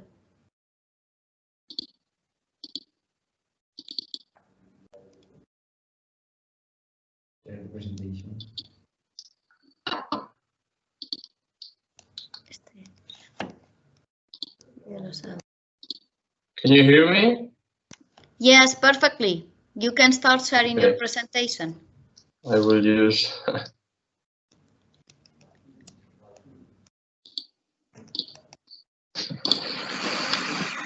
Okay, I will use another phone. Okay, can you hear me now? Can you confirm? Yeah. Yes, and we can hear you and we can see perfectly your presentation. Okay. Hope I will be clear. Okay, I'm Adrian from Tesipa Vision. And well, I'm gonna present our solutions for the challenge 3 and 4. Well, first about us, we are a company that we have been created in 2013, and we are an engineering that develops computer vision systems for the industry. And we are specialized on computer vision, virtual reality, augmented reality, digitalization, machine learning, and reverse engineering. And we integrate automation because we want to optimize industrial processes, and we create a ad hoc system for each client. And well, more specifically about the challenge number 3, the bean picking, seasoning, and sauce. We already know that our main goal is to dosing the sauce or seasoning through a bean picking system. And the difficulties of this project is the high cadences and the variety of shapes and size. Well, for our solution, we will develop a bean picking system working with a computer vision system because we think it's the way to do it. And we have some experience in that because we created the same system in the past. Here you will see a video from our workshop in our laboratory because we have a client with the same necessity, and we developed some trials, and this is what we get at the end. Here you can see the spider who is working with a computer vision system on the top of the workshop, and well, here is doing a high cadence. So it's just some trials, but I think that we will work good for this project. And we are only working not only in this kind of system because we have some experience using robots, like we did for training the people in the industry 4.0. Here you can see some robots who's working with a puzzle, and he aims for the white piece in a black background. And also we have developed some bean picking system for the industry. In this case, it's a client who works with tubes and with some stereo system, and with the image with the height. We are able to move all the tubes from the box to the vent. And well, here you can see on the right who the system that is working right now. So we have some experience in the kind of systems, and I think that we are more than able to finish this project in a good way. Regarding with the challenge number 4, to create an AI system applied to the packaging process. Well, we already know that we have to analyze all the parameters to create an algorithm for better performance, and the efficiency of the line.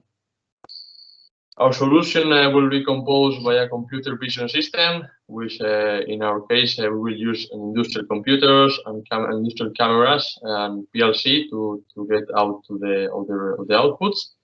We will use the IoT systems to get all the information from the devices of the systems and of the process. and the use of artificial intelligence, like we use some libraries in C++ and the use of machine learning that we develop ourselves. And we combine also with the traditional techniques in computer vision, like segmentation, detecting edges, and so on. How our solution will look like? For us, the first step will be gathering data from all devices, such as all the systems that are taking part in the bakery process, like the machines, the temperature, the humidity, and all the information that we can take part of them. The second part will be composed of the computer vision system, who will take part in the bench system when the tortillas are going through, and with the output of the system and gathering with the point before, we will create an algorithm that join points 1 and 2, and this information will be sent to a central processing unit. Will take all this information and will get a result from the algorithm, and this central processing unit will tell us if there have been some deviations in the process, and if we have to change something or to manipulate some data. We have to be we have to be clear that this kind of algorithms have to be reinforced with time, and because you know that in some cases the process can be difficult and some variables can be more important than others. So with time we will know which variables will have more weight than others. So it's a reinforced algorithm that we will get better with time. And as I present, the data in this kind of system is huge. And well, in our case, we work with this kind of system with a lot of data. In this case, we'll have a lot of data. In this case, in each column we have some variables. In this case, will be the data of the ingredients, as I said, the humidity, the temperature, and all the data that we need. And we work like 1,000 with data, and we know how to deal with them. In this case, it's a client working with coffee, and we have a lot of information about each region, and we are aiming to work with that and get good results from all the data. Apart from that, we have, as I say, some experience in the industry because we have developed some systems. Here you can see a computer vision system with the aim is to detect or if the printing label is correctly impressed, and we have to check if all the components in the label is correctly placed. And here on the food industry, we have developed on the left you can see another bakery process. In this case, they are sobaos. And the system is able to detect if the bakery is correctly and the sobaos is well placed on the package. And on the right, another system that we have already developed consists of the cameras are checking if the label of the mayonnaise packaging container are well printed. And another one is kind of a difficult one, but we are looking for all the defects in the border of the pizzas, because they have some bubbles or some air inside, and it can be damage the product itself. So we have a really good variation of projects, and we are adapting of each client specifications. And I think in this kind of projects we are going to have a really good deal. And well, I hope I'll be clear. And thank you for your attention, and I hope that you have been everything clear. Thank you very much, Adrian. We would like to focus the question in the bean picking system. We saw that you developed something similar that we are asking. The first question is, this is in production or was a test for somebody? No, this is our test because some clients have the same system but different products. and we have taken this system and we have made some trials in our workshop, in our laboratory, and this is just a video from our laboratory, and this is some trials that we have been developed these days. Okay. Also, I can imagine that you deliver the complete project. This means the vision system with the complete integration within our plant, no? Yeah. We make everything, yeah. And you are located in Noain? Yeah, sure. Carlos? Okay, yeah. I have a question regarding this test that you have already done with a similar situation. Have you using 2D vision system or 3D? Yeah, no, 2D system. We have 2D. Some cameras located on the top of the well, in this case it's a boxer, and then we have some images from that, and then we control the spider from above. Yeah, perfect. Also, last question. I saw also one of your system that it is in the room of 4.0 the technologies. I saw with the Tangram one with the robot. Are you working always with your own software, or you will be open to work, for example, with Cognes? Because for us, Cognes is our standard here in the plant. Well, no, we are open to everyone because, well, we know we have some partners and we work with them, but we are not close to anyone. So in that case, it won't be a problem to work with Cognes. Okay. Thank you very much, Adrian. Okay. Thank you. You're welcome. Great, thank you, Adrian. Now it's the turn for Olaya Munoz. She is coming from Virtual Intelligence, and she will also answer for challenge number 4. Hi. Can you see me? Okay. Hi. Yes. Okay. I'm going to share my screen. Let's see if it works. No, that's last time. Okay. So, presentation like that. Okay. Now it's okay? Okay. Can you see the screen? Yes, but if you can put it in presentation mode. Yes, it's already in the presentation mode. I don't know why. Okay. Abra en modo ya presentación y luego la comparta. Okay. Maybe. Yeah. Like that. Can you see? Yeah, we can see it, but not in open mode. If you start again, yeah, you can I don't know why it's not working, because in my screen is working. I don't know. I don't know what's happening. Well, it's anyway. Okay, if you're okay with that, I will proceed. Yes, we can see it. Don't worry, we can see it. Okay. So what we want like to propose for the solution, we're going to address the solution, the challenge number 4. Also, and we are going to propose something that we are already developing with another company within the S3FOOD project, within an S3FOOD project, which is a digital twin. So to start with the company profile, So we are a startup dedicated to innovation in 4.0 technologies, and we build innovative and simple solutions, and we are specialized now in the high-tech industry. We have offices in Oviedo, Gijón, and Santander, Valladolid, and Italy. We have several products related to 4.0 technologies, as I said, digital twins, smart sensors, control systems, platforms for stock traceability, control, and HACCP, predictive modules, preventive maintenance, and expert assistance for. Sorry. Excuse me. Yeah, you are not passing the slides. We are just in the first one. So yes. Okay. Thank you. Yeah, I don't know why it's not working in the full screen mode. Anyway, well, because as I was saying, when you switch to the presentation mode, it changes the screen. You should change to the presentation and then select that screen to share. Yeah. Okay. So. I don't know why it's not. Well, anyway.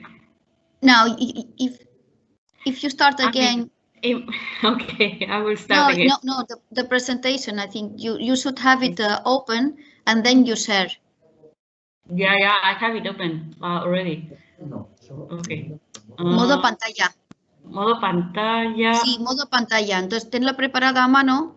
Sí. Y luego le das al botón Alt tabulador y te mueves entre las aplicaciones y vas a la pantalla del Teams. Y entonces le das al compartir.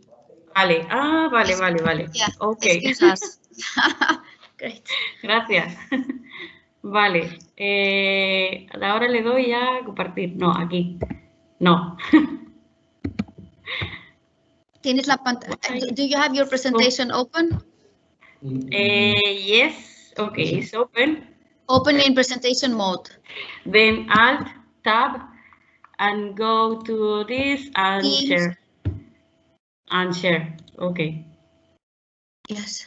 Okay. Now it's working. Okay. Yes, thanks. Okay, as I was presenting our products.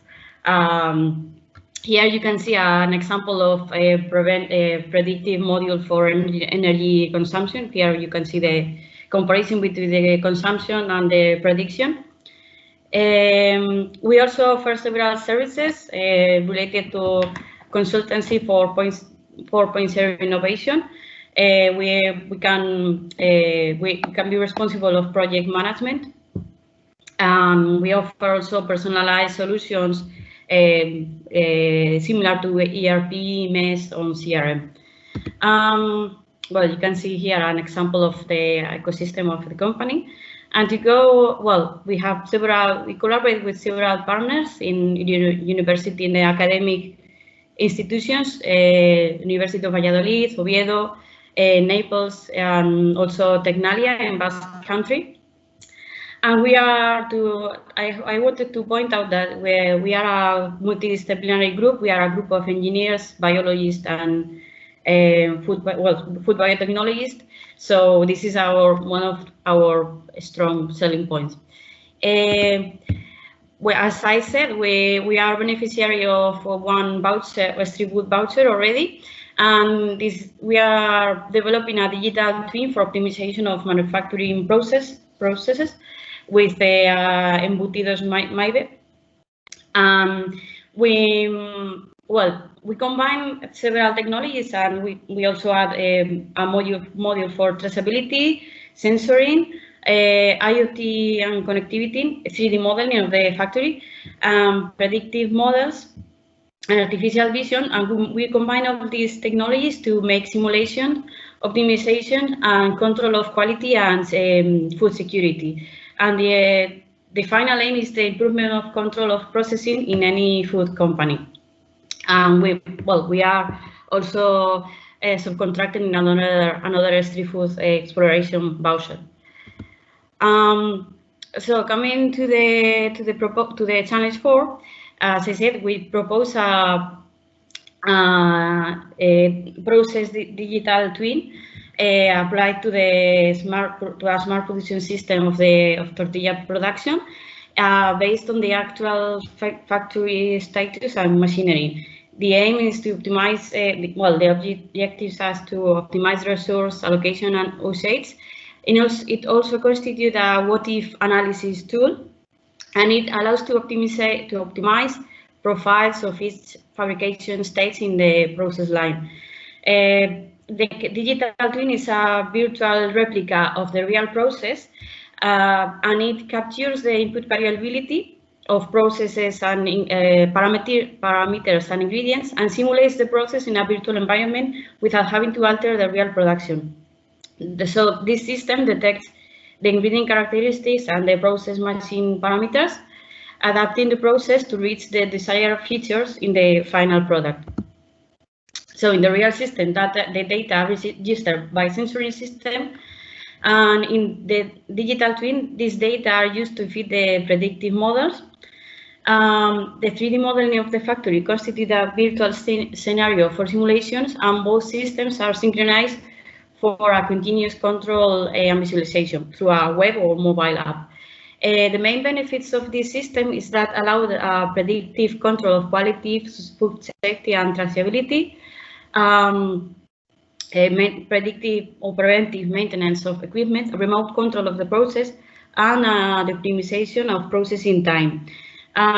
So as a main benefit, we can say that for all the value chain, we can say that this can push the digital transformation of the entire food value chain, because as we from our concern, there are no evidence of real implementation of digital twin in food industry, and our system is an integration of several 4.0 technologies, as I said, including predictive algorithms, extended reality, and artificial network. We have several requirements to build this system. As I said, we need to know the global process, the recipe analysis, the food security and HACCP procedures. And we also have to keep in mind that most industrial processes have a living, changing nature. There are a huge amount of data to be stored and analyzed, and it may require an extensive analysis of the system monitor dimensioning. Well, you can see here an example of the interface to control all the interface of the digital twin simulations. It can be seen in web applications and in mobile applications also.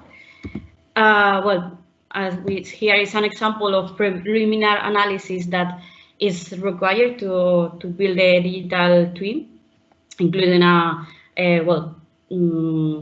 analysis of flour, source and type, mixing time, temperature profile, and any other parameters.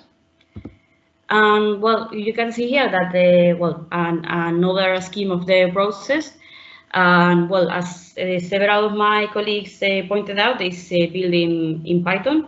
We use libraries, our own libraries, and also other public libraries like TensorFlow or other sources for artificial vision and predictive algorithms. Of course, all our solutions are personalized and adapted.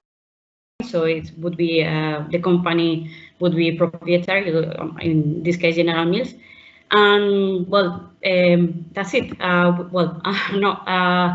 Sorry. Another I included here the phases of this system. First of all, we need to study the process.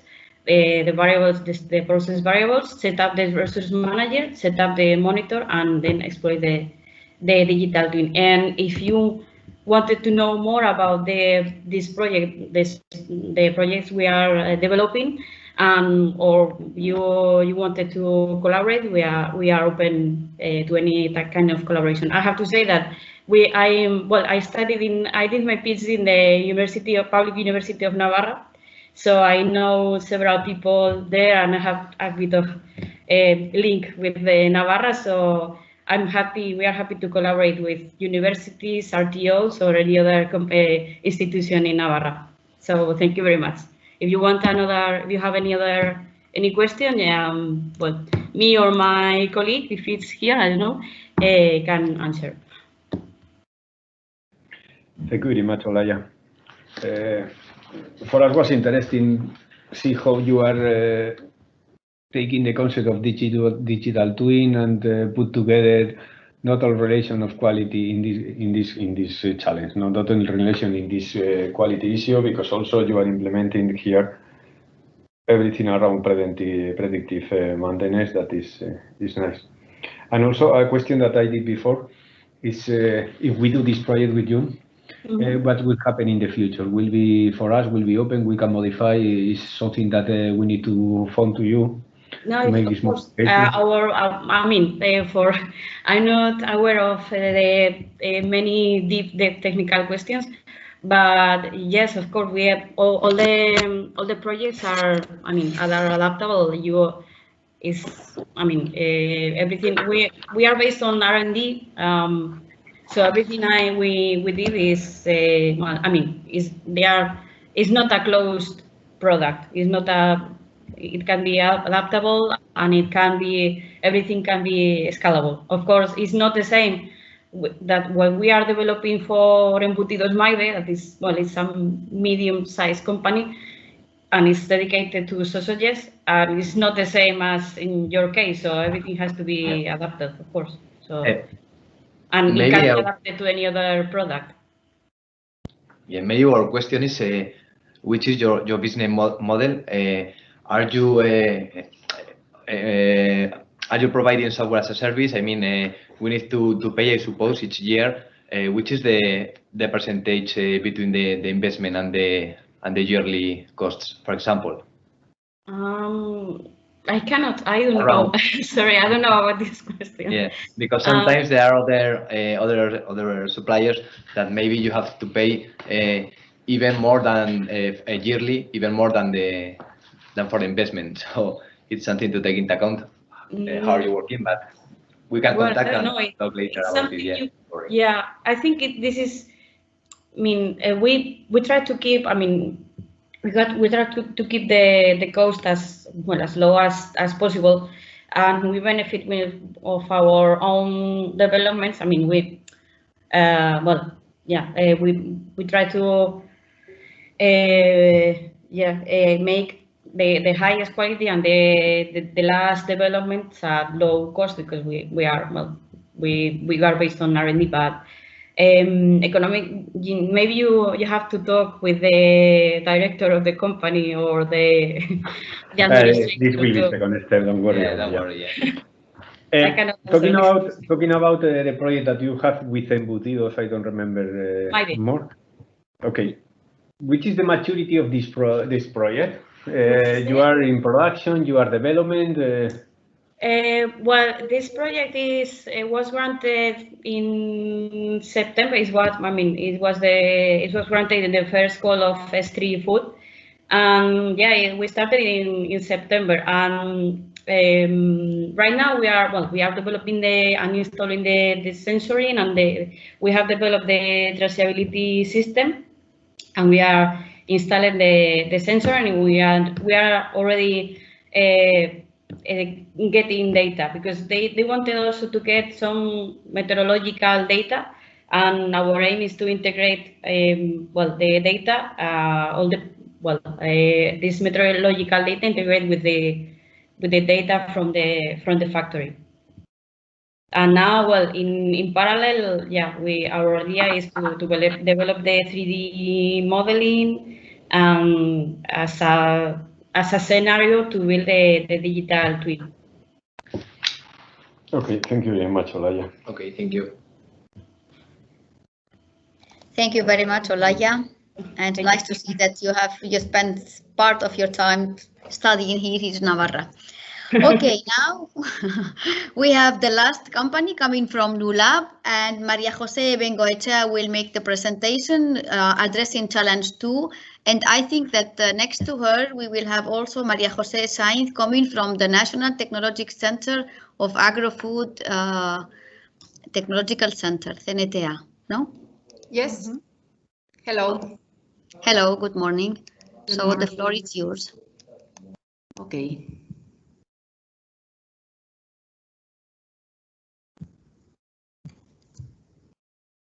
Can you see the presentation? Yes, perfectly. Okay. Hello, good morning. I'm Maria Jose Bengoechea. I'm CTO in Lab. And first of all, thanks to S3FOOD and General Mills for the opportunity that give us to access these calls. But before explaining our purpose to the challenge number 2, I would like to start by making an introduction of NULAB. So NULAB is a startup set up by CNTA, National Center of Food Safety and Technology, with which we carry out many exploration studies and research the best technology in order to find the best suite device for product control. Our mission is to take the analytical lab wherever the product is. For it, we develop and commercialize equipment and devices able to predict and monitor food safety and quality parameters on real time with accuracy in a non-destructive way, digital environment throughout the entire production. So today we want to respond to the challenge number 2. It can be approached from 2 points of view. One of them to search quick measurement devices focus on reducing analytical times. And from the other hand, we look at how we can address the challenge through the available information. It's an interactive method. So we apply predictive models based on artificial intelligence to food safety. So in order to obtain a successful predictive model, it's very important to study wherever the data is available and to have a deep knowledge about the relevant variables as well. Another very important aspect is to know the macrobiological criteria or establish risk criteria based on this information. Of all of this, my colleague Maria Jose Sainz from CNTA will explain how we can carry out the different researches to approach this kind of challenge. So, Maria Jose, floor is yours. Okay, thank you. So first of all, I would like to say that even if this idea we propose doesn't fit exactly with the challenge of online Listeria detection biosensors, we think it is an idea you may know because it's a work we are carrying out with another food sector, and we think it is also important for you to take in a future project. So the problem, as you may know, is a maximum concern for control Listeria monocytogenes, and it's also a public health risk. And the main problem is that there is a lack of real-time analysis system for Listeria. So the current situation is that raw materials requirements exist sometimes. It's important cleaning and sanitizing, and the environmental and product monitoring is also performed. However, the results for this analysis doesn't arrive to our laboratories until 8 hours minimum. So the current trends in the advance on Listeria control is developing rapid Listeria tests or alternative methods, working always in the enrichment step in order to generate enough concentration of Listeria in the shortest time possible. That have some advantages, but some disadvantages also, because it's not a real-time analysis. And it is also not possible to perform a complete sampling of the whole production. We are working in some of these developments, but not exactly right now focused on Listeria. We are going to work on Listeria this year. And also there are also some smart sensors based on image that measure biofilms or total microbiological counts, having the drawbacks that it also measures high concentration and not specific for Listeria. So we propose a solution, an artificial intelligence platform for based on monitoring direct and indirect information related to the microbiological impact on the production in order to be able to predict its prevalence or risk. This platform will allow us to have real-time information to act on the process, which is very important. Identify pathogenic events in advance, and this is having impact on product control and efficiency, and allows us flexibility and speed in decision making. So the first step will be reviewing current digital status of your of your industry or your process. First, visiting the plant, having what data you already are having and collecting, and see that data collection, if it's performed properly or there is some missing data. We analyze all this information and we establish then the baseline for digital status. And then the steps we propose is first defining the goals. This is essential if the goal is the apparition of the prevalence of Listeria, and could be also specific goals to define. Then we go through data acquisition. Both we go through historical data you have measured for years, or in which point of the process you have this data and how are they collected. And we also propose smart sensors on new ways of collecting new data according to the objective defined. Then, with all this data, we go through the step of filtering, pre-processing, and data selection. This is important. The key factor here is having an expertise of the process, the product, and Listeria control and Listeria impact in the process.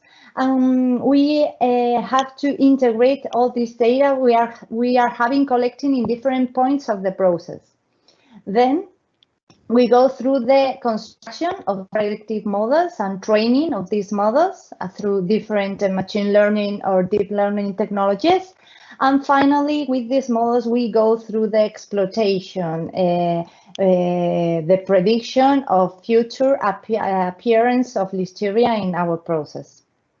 So this is all for me and the presentation. Yeah, Maria Jose. Mm-hmm. Thank you. Thank you very much. Thank you. Looks like this is something different. Yes. That we saw before, and it's very innovative. One question that we have, and we were talking about during the presentation, is as we are going to talk about, we need a very good input data, no? Which kind of data are you thinking to put inside of your model? Temperature, I don't know. Humidity, some examples, please. Yes. In this way, we are thinking about the different data. For example, I don't know, the temperature of the process or the different steps in the process. And for example, the raw material, I mean, it's necessary to know, for example, pH or temperature, or there are different data you can use in this model, but we know, or we think about the key or relevant keys in this information. Okay, so there are a lot of information, but we need to select the key data in this case. Okay, so basically you are going to link data, for example, humidity, pH, temperature of the ingredients with the presence or absence of Listeria in line, in order to try to predict when we have a risk to have it again. That's right. Yes. Mm-hmm. Okay, understand. Yeah. Okay, thank you very much. Thank you. Thank you. Thank you, Maria Jose. Well, both for double. Yes, and really now I personally would like to thank all the solution providers, all the speakers for the great presentation, and of course we are at time. And I would like to ask General Mills representative Eduardo and Carlos just to give us some word about their feedback of this event and how it was planned, all the solutions that they have the opportunity to hear during these 3 hours. Okay, first I would like to say that also I can imagine that Carlos has his own opinion. Thank you very much to everybody to prepare all the slides think about our challenge and to give us some proposals that most of them are very interesting. For us, at least for me, we need to know which will be the next step that we are going to do. And not too much. I think that this is interesting for everybody that was in the meeting. Yeah, this thank you, all of you. For me, it's very interesting, and also there are some ideas that maybe we will think about, Eduardo and me. Okay, and it was a pleasure to attend this meeting and with all of you. Only say thank you to all of you. Okay, from outside, as we mentioned at the beginning of the seminar, it was really important to have track companies. Thank you for giving us the opportunity of the challenges that you are facing. And for the 12 solution providers, technological center, and this very close collaboration between the spin-off and technological center also. So we only can just wait maybe from General Mills once they can digest all this information and and maybe yeah, would like to have a very close contact at individual level with the solution providers. So we are open just to make this link with them. And remember again that the second call will be open on December, and you will have 3 months to prepare any proposal, as Verle mentioned during his presentation, on 3 different topics, 3 different vouchers that you can apply, taking advantage from, even involving General Mills. I don't know if you have any question or any comment from your side. No? It's clear for us. Yeah. Well, thank you very much. Really, it was challenging also for us. This time it was perfect. Great presentation. I cannot say anything because I know that all of you have a very short slot time, but I think that for General Mills, it's more or less clear that they have a very open range of solutions that they can take advantage from that. Okay, and really hope, maybe I don't know when, maybe sometime we can have additional opportunity to visit Navarra, and you can see how agri-food sector is really relevant and important for us. Okay, you can open your micro, Ignacy. And also Thank you. Other. Thank you, everybody. Thank you. Thank you, all of you. Bye bye. Okay. Bye. Thank you. Have a nice time and take care. Bye. Thank you. Bye. Bye. Thank you. Bye. Thank you. Bye bye. Bye.